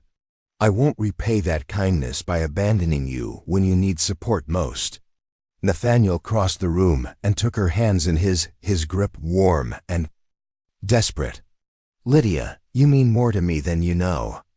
These past months, working with you, talking with you, you've brought light into a life I thought was permanently darkened. I can't bear the thought of dragging you down with me. The admission of his feelings sent warmth flooding through Lydia's chest, confirming what she had sensed but neither had dared acknowledge. Then don't give up, she said urgently. Fight back. There has to be evidence that proves your innocence. After 10 years? In Philadelphia, where I have no allies and Blackwood's family controls half the legal establishment. Not in Philadelphia, Lydia said, her mind beginning to work through possibilities. Here, in territorial courts where Eastern influence is limited and evidence matters more than political connections. Nathaniel stared at her, hope beginning to flicker in his eyes. You think there's a chance? I think a man who built all this from nothing doesn't give up without exhausting every possibility, Lydia replied. And I think two people working together can accomplish things that seem impossible to someone working alone. For the first time since Whitmore's departure, Nathaniel smiled a real expression of hope rather than mere politeness. You're remarkable, he said softly. I don't know what I did to deserve your loyalty, but I'm grateful for it. You treated me like a human being instead of property, Lydia replied simply. You gave me work that challenged my mind and respected my contributions. You showed me kindness when I expected only duty. As they stood together in the afternoon light, hands clasped and futures uncertain, Lydia felt the foundation of their relationship shift onto new ground. Whatever happened next, they would face it as true partners, bound by something far stronger than legal contracts or financial obligations. The next week would bring challenges that would test everything they had built together, but for now, they had each other and the determination to fight for the life they had created in their mountain refuge. Outside, spring continued its slow transformation of the landscape, and inside, two people who had found unexpected love prepared to battle for their chance at happiness. The days following, Whitmore's ultimatum passed in a blur of desperate planning and careful investigation. Lydia threw herself into research with the intensity of someone fighting for her life, because in many ways she was. The happiness she had found with Nathaniel, the purpose she had discovered in their partnership, the love that had grown between them, all of it hung in the balance dot, working by lamplight late into the evening. She combed through every business document in Nathaniel's possession, searching for clues that might expose the conspiracy against him. Her father's legal training proved invaluable as she analyzed contracts, correspondence, and financial records, looking for inconsistencies that might reveal the truth. Here, she said on the third evening, spreading papers across the dining table where Nathaniel sat reviewing his options. Look at these shipping manifests from your Philadelphia partnership with Blackwood. Nathaniel leaned over the documents, his shoulder brushing hers in a way that sent familiar warmth through her, despite their dire circumstances. What am I looking for? The dates, Lydia pointed to specific entries. According to Whitmore's accusations, you were systematically embezzling from joint accounts over the final 6 months of your partnership. But these manifests show timber deliveries that generated profits far exceeding what those accounts contained. Nathaniel studied the papers more carefully, his expression growing thoughtful. You're saying the profits were too large for the alleged embezzlement to make sense. Exactly. If you were stealing significant amounts, there should be corresponding shortfalls in documented revenues. But these records show the business was more profitable than ever during that period. Lydia pulled out additional documents. Furthermore, look at these correspondence files. Every major business decision shows consultation between you and Blackwood, with his explicit approval of expenditures and investments. Hope began to kindle in Nathaniel's eyes as he absorbed the implications. Someone who was embezzling wouldn't document every transaction so meticulously. Particularly not with the victim's written approval, Lydia agreed. But there's something else. These letters from Blackwood to Eastern suppliers, they're dated after his supposed death. Nathaniel went very still. That's impossible. I attended his funeral. Are you certain it was him in the coffin? Lydia asked gently. Or did you simply assume, as everyone else did? The question hung between them like a revelation. Nathaniel sank back in his chair, his mind clearly racing through implications he had never considered. Jonathan had been acting strangely in the weeks before his death, he said slowly. Nervous, secretive, making unusual financial arrangements. I assumed it was related to some personal matter he didn't want to discuss. What if he was planning to disappear? Lydia suggested. What if his death was staged to escape some other problem, and you became the convenient scapegoat? But why would the Blackwood family pursue me now if Jonathan is still alive? Lydia had been considering this question for days. Because they're not really the Blackwood family, she said, with growing certainty. Think about it. If Jonathan staged his death, who would have the most to gain from selling his assets and pursuing his former partner for imaginary crimes? Understanding dawned on Nathaniel's face. Jonathan himself. He could be Whitmore or working with Whitmore, trying to eliminate the only person who might recognize him and claim everything I've built here. It would explain how they obtained copies of your business documents, Lydia added. Jonathan would have had access to the originals. The theory was audacious but increasingly plausible as they examined it from different angles. If Jonathan Blackwood had faked his death to escape some crisis, pursuing his former partner years later would eliminate a potential witness while providing access to Nathaniel's accumulated wealth. How do we prove it? Nathaniel asked, though his tone suggested renewed determination rather than despair. We need help, Lydia replied. Someone with legal authority who can investigate properly and compel testimony. The territorial marshal, Nathaniel said immediately. James Crawford, no relation to Samuel Crawford from Denver. He's based in Durango but has jurisdiction throughout this region. More importantly, he's honest and competent. Can we reach him before Whitmore's deadline expires? If we leave at first light and ride hard, yes. Nathaniel's expression grew grim. But it means leaving the property undefended, and Whitmore's men might interpret our absence as an attempt to flee. Then we don't both go, Lydia decided. You ride to Durango and bring back the marshal. I'll stay here and keep Whitmore's people from discovering your absence. Absolutely not, Nathaniel said immediately. I won't leave you alone to face those men. If they realize what we're doing, there's no telling how they might react. I can handle myself, Lydia insisted. More importantly, I'm the only one who can maintain the pretense that you're still considering their offer. My presence here will buy us the time we need. The argument continued through the night, with Nathaniel reluctant to put Lydia at risk and Lydia determined to play her part in their desperate gambit. Finally, as dawn approached, practical necessity won out over protective instincts. 3 days, Nathaniel said as he prepared thunder for the dangerous ride to Durango. If I'm not back with help in 3 days, take Star and ride for Denver. Don't try to face them alone. I'll be here when you return, Lydia promised, helping him load supplies for the journey. And so will they, believing you're simply taking time to organize your affairs. The goodbye was necessarily brief, but emotionally charged. Nathaniel held Lydia close for a moment that felt both eternal and far too short, his lips brushing her forehead in a gesture that spoke of love too deep for words.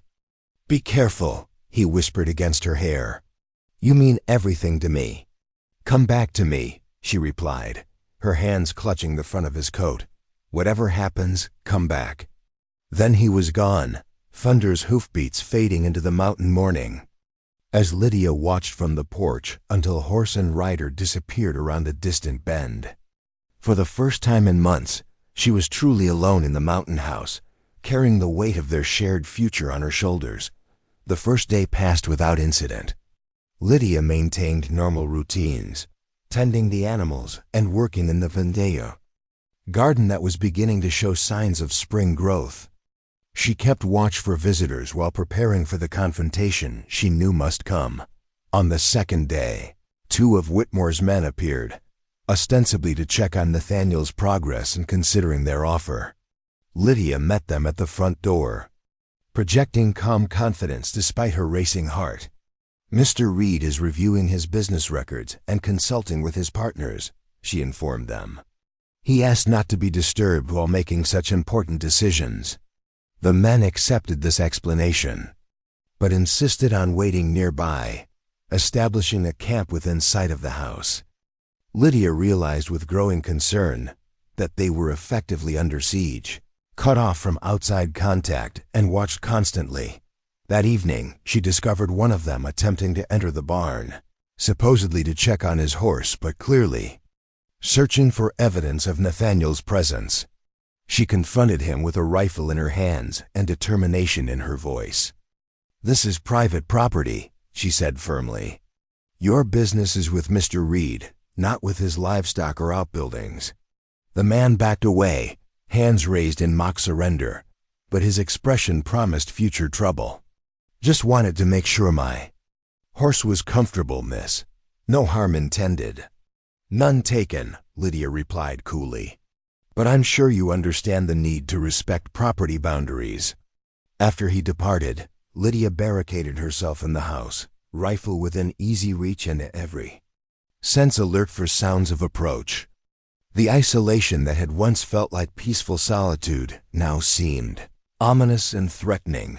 The third day brought Whitmore himself, accompanied by all 3 of his associates and a growing sense of impatience. Lydia met them on the front porch, knowing that this confrontation would determine everything. "Where is Reed?" Whitmore demanded without preamble. "My men report that he hasn't been seen for 2 days. Mr. Reed values his privacy while making important decisions," Lydia replied, grateful that her voice remained steady. "He's asked not to be disturbed until he's ready to meet with you." "I think you're lying," Whitmore said bluntly. "I think Reed has run again, just as he did from Philadelphia." "Then you're welcome to wait until he emerges," Lydia countered. "Though I should mention that property law in this territory takes a dim view of trespassers who make threats against landowners." Whitmore's expression darkened at her defiance. "You forget your place, girl. You're nothing but an indentured servant, with no legal standing whatsoever." "I'm an agent of this property's owner, acting with his full authority," Lydia replied, drawing on legal language her father had taught her. "And I'm warning you that any attempt to enter this house without permission constitutes criminal trespass." "Criminal trespass?" Whitmore laughed harshly. "That's rich, coming from someone harboring a fugitive murderer." "Alleged fugitive," Lydia corrected. "Mr. Reed has been convicted of no crimes and faces no outstanding warrants in territorial jurisdiction." The legal sparring seemed to frustrate Whitmore, who had clearly expected intimidation to prove more effective than rational argument. He gestured to his men, who began moving to surround the house. "Stand aside," he ordered Lydia. "We're going to search this property and determine Reed's whereabouts." "Not without proper legal authority," Lydia replied, though her heart hammered against her ribs as armed men took positions around her. "We have all the authority we need," Whitmore snarled, producing a pistol from his coat. "Now move, or what?"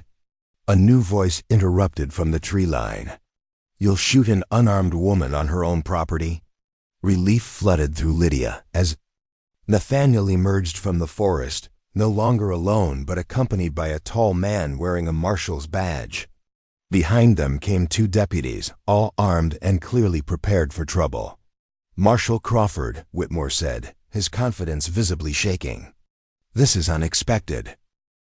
"Is it?" Crawford replied mildly, his hand resting on his gun butt.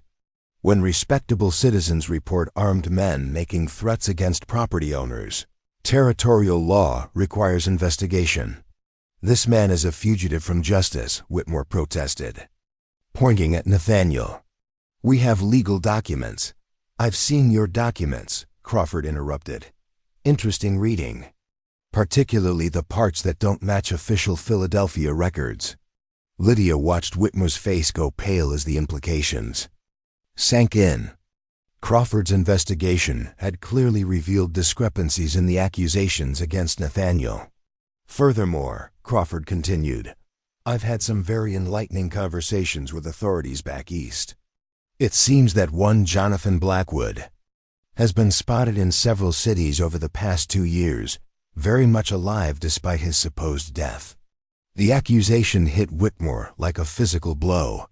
For a moment, his composure cracked completely, and Lydia caught a glimpse of features that could indeed be Jonathan Blackwood after 3 years of careful disguise.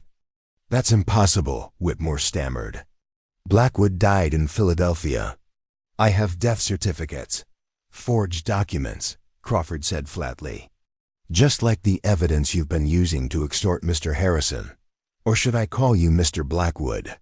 The game was over, and everyone knew it. Whitmore's men began backing away, clearly unwilling to face territorial law enforcement over their employer's criminal scheme. Whitmore himself seemed to age before their eyes as his carefully constructed false identity crumbled.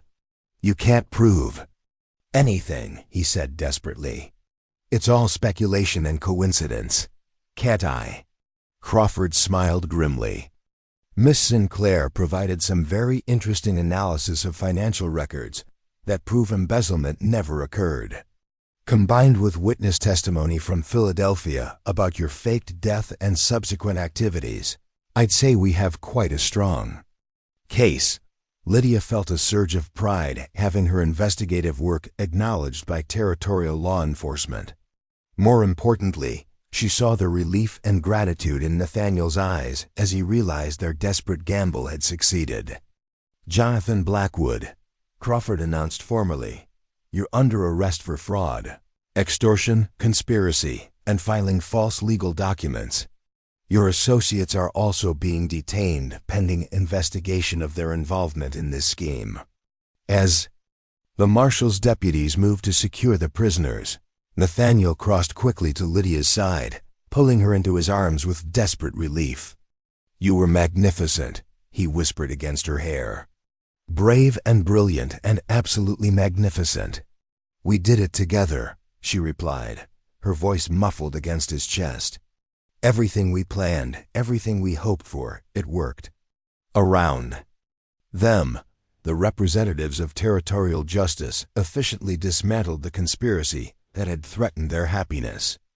But for Lydia and Nathaniel, the world had narrowed to their embrace and the shared knowledge that they had fought for their love and won. As the prisoners were led away and the immediate crisis ended, they stood together on the porch of their mountain home, watching justice take its course.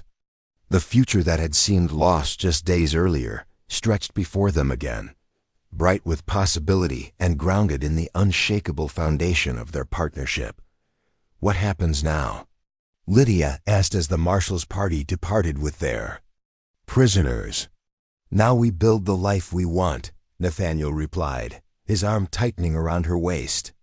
"Together as partners in everything, for as long as we both shall live." The formal words carried the weight of a proposal, and Lydia's heart soared as she understood their deeper meaning. The contract that had brought her to this mountain as an indentured servant was about to be replaced by bonds chosen freely and sealed with love. 3 weeks after the arrest of Jonathan Blackwood and his conspirators, Lydia stood in the kitchen, preparing what would be her final meal as an indentured servant. Tomorrow, Marshal Crawford would return with legal documents officially dissolving her contract with Samuel Crawford. freeing her from the bonds that had brought her to this mountain a year ago. The irony wasn't lost on her that she was about to gain her freedom just when she had found something worth staying for.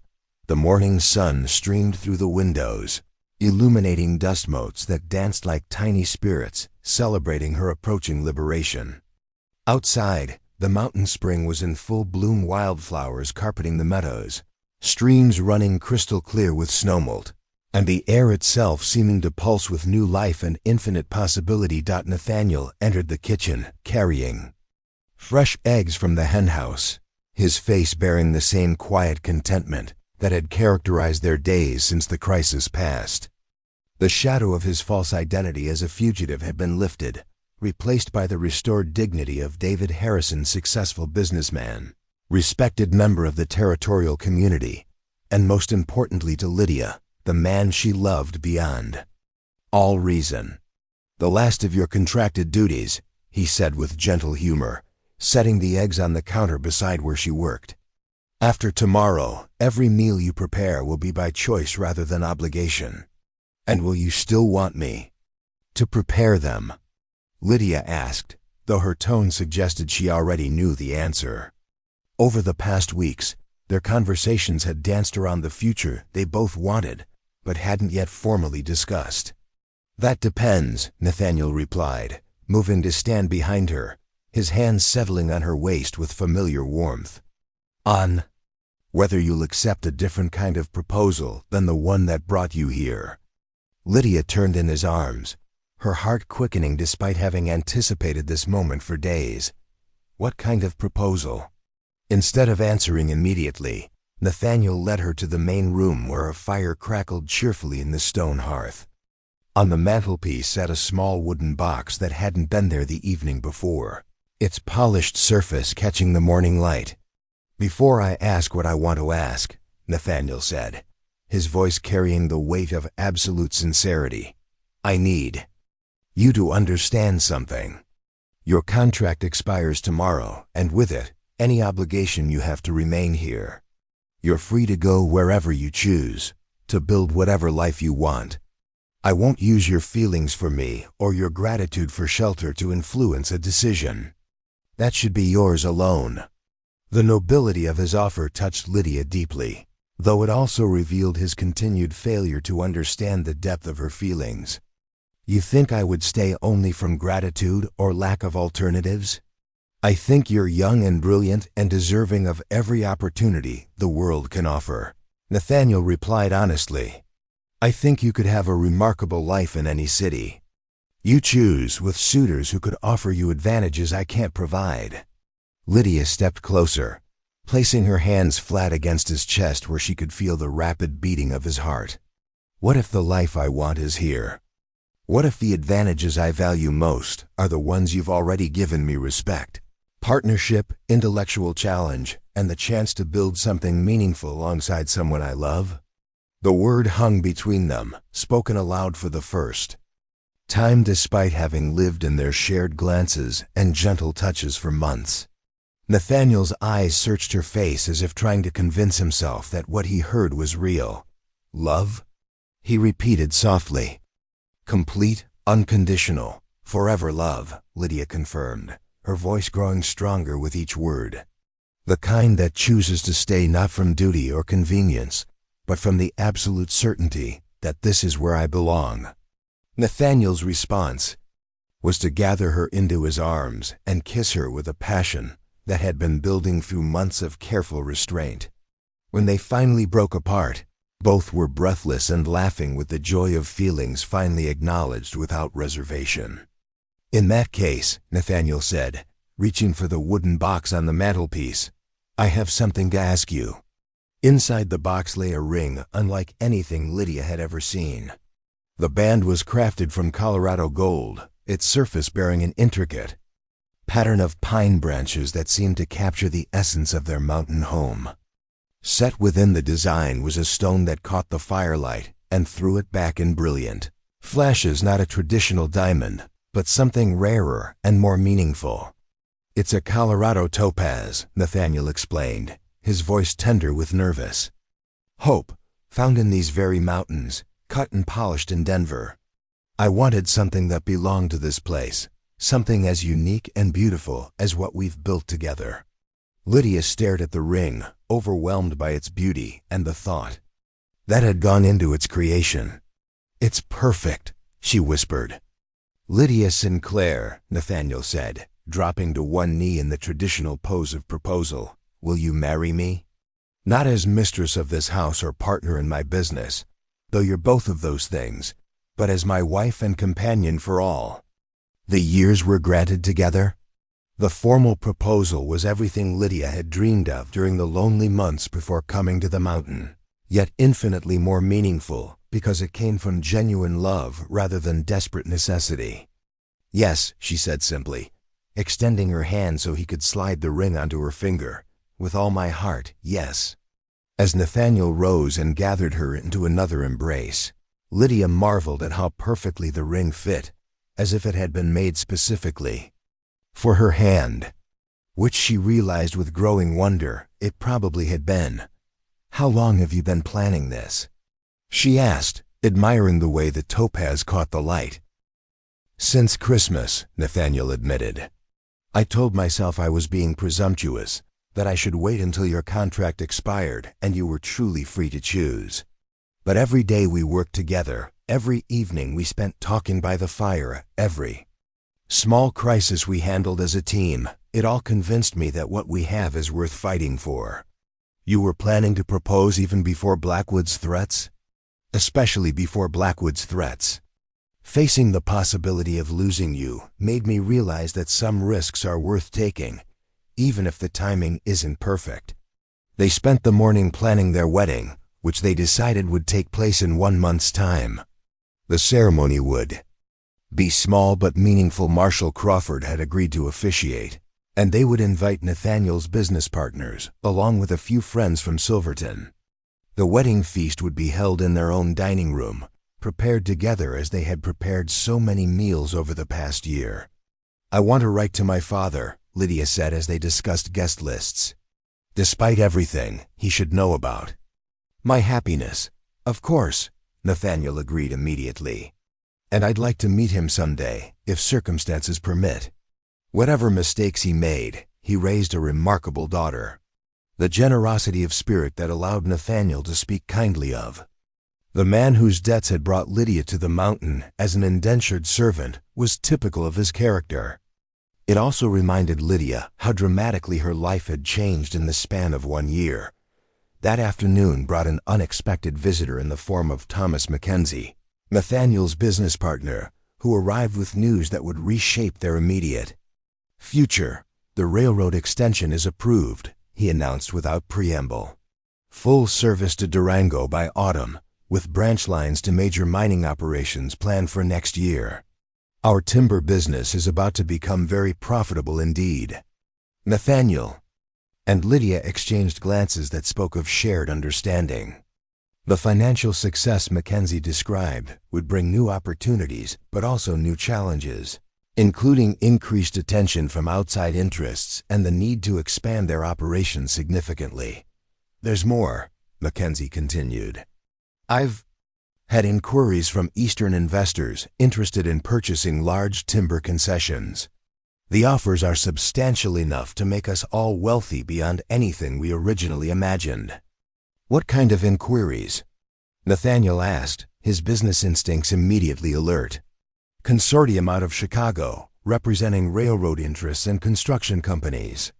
They're offering to buy exclusive rights to our timber reserves for the next 10 years, with payment in advance." The scope of the offer was staggering, representing financial security beyond their wildest dreams. But Lydia noticed Nathaniel's expression, growing thoughtful rather than excited. "What's the catch?" she asked, her own business intuition sensing complications beneath the surface. Mackenzie smiled appreciatively at her question. "Sharp as always, Lydia. The catch is exclusivity. We'd be contractually bound to sell only to them, at prices they set, for the entire period. Financially it's attractive, but strategically it makes us dependent on a single buyer." "Which means they control our destiny," Nathaniel observed. If they decide to change terms or withdraw from the market, we're left with limited options.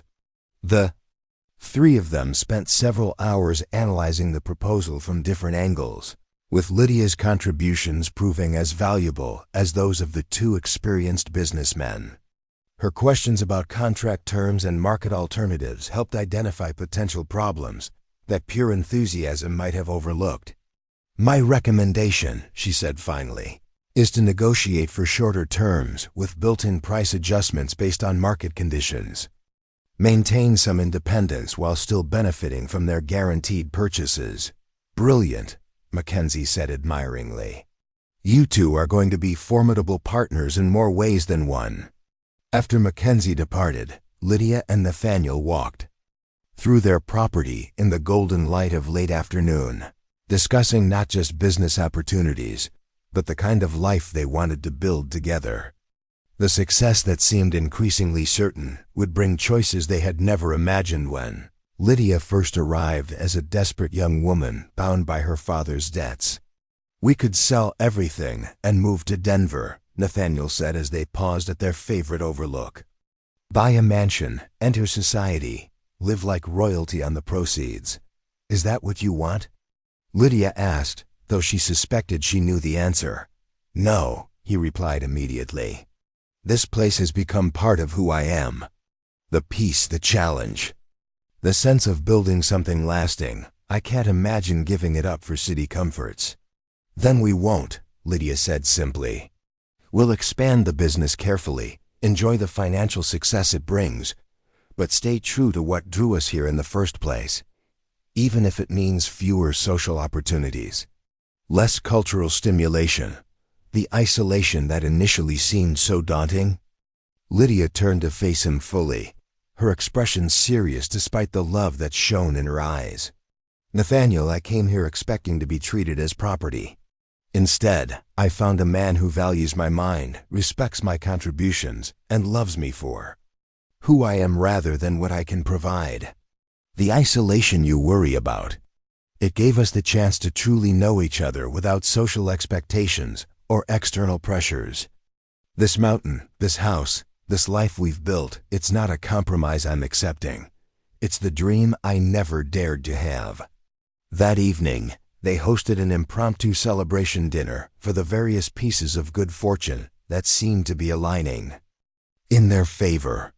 Marshall Crawford arrived with the legal documents dissolving Lydia's indenture contract, along with news that Jonathan Blackwood had confessed to his crimes in exchange for a reduced sentence. The business opportunities Mackenzie had described seemed increasingly promising as they discussed specific terms and timelines. But for Lydia, the most meaningful moment came when Nathaniel raised his glass in a toast that captured everything she felt but struggled to express. "To Lydia," he said, his voice carrying across the room to where she sat surrounded by friends who had become family. "Who came to us as a stranger fulfilling an obligation, stayed as a partner building something meaningful, and will remain as my wife sharing a love worth more than all the gold in these mountains." The sentiment was echoed by everyone present. But for Lydia, the words carried special significance. Her journey from indentured servant to beloved partner had been marked by challenges that tested her strength and revealed capabilities she hadn't known she possessed. More importantly, it had led her to a love that transformed her understanding of what was possible when two people chose to face life's uncertainties together. As the evening wound down and their guests departed into the mountain night, Lydia and Nathaniel stood on their front porch, looking out over the valley that had become their kingdom. Tomorrow would bring new challenges and opportunities, but tonight was for celebrating the love that had grown from the most unlikely beginning into something that would last a lifetime. "Any regrets?" Nathaniel asked, his arm around her waist as they watched stars emerge in the clear mountain sky. "Only one," Lydia replied, leaning into his warmth. "I wish my mother could have lived to see this happiness. She would have loved you, and she would have been so proud of the life we're building together. She raised you to be strong enough to survive anything and wise enough to recognize love when you found it," Nathaniel said softly. That's a legacy any mother would be proud of. As they finally went inside to bank the fires and prepare for bed, Lydia reflected on the extraordinary year that had brought her from the depths of despair to the heights of joy. She had been sold to pay her father's debts, expecting nothing but hardship and exploitation. Instead, she had found a man who treated her like the most precious treasure in his mountain kingdom. The contract that had bound her as a servant was ended, but the bonds that held her now were chosen freely and sealed with love. Tomorrow would begin her new life as Nathaniel's wife and equal partner, but tonight she was simply a woman deeply in love, grateful beyond measure for the unexpected blessings that had grown from what seemed like the worst of circumstances. In the end, Samuel Crawford's arrangement had indeed changed her life forever, just not in the way anyone could have predicted. She had been sold for her father's debts, but had found something infinitely more valuable than the freedom she had lost. She had found a love that would last a lifetime and a partnership that would grow stronger with each passing year. As sleep claimed her in the comfortable bed that would soon officially become theirs to share, Lydia smiled at the thought of all the tomorrows stretching ahead, filled with the promise of love, the satisfaction of meaningful work, and the deep contentment that came from knowing she was exactly where she belonged. Up next, you've got 2 more standout stories right on your screen. If this one hits the mark, you won't want to pass these up. Just click and check them out. And don't forget to subscribe and turn on the notification bell so you don't miss any upload from us.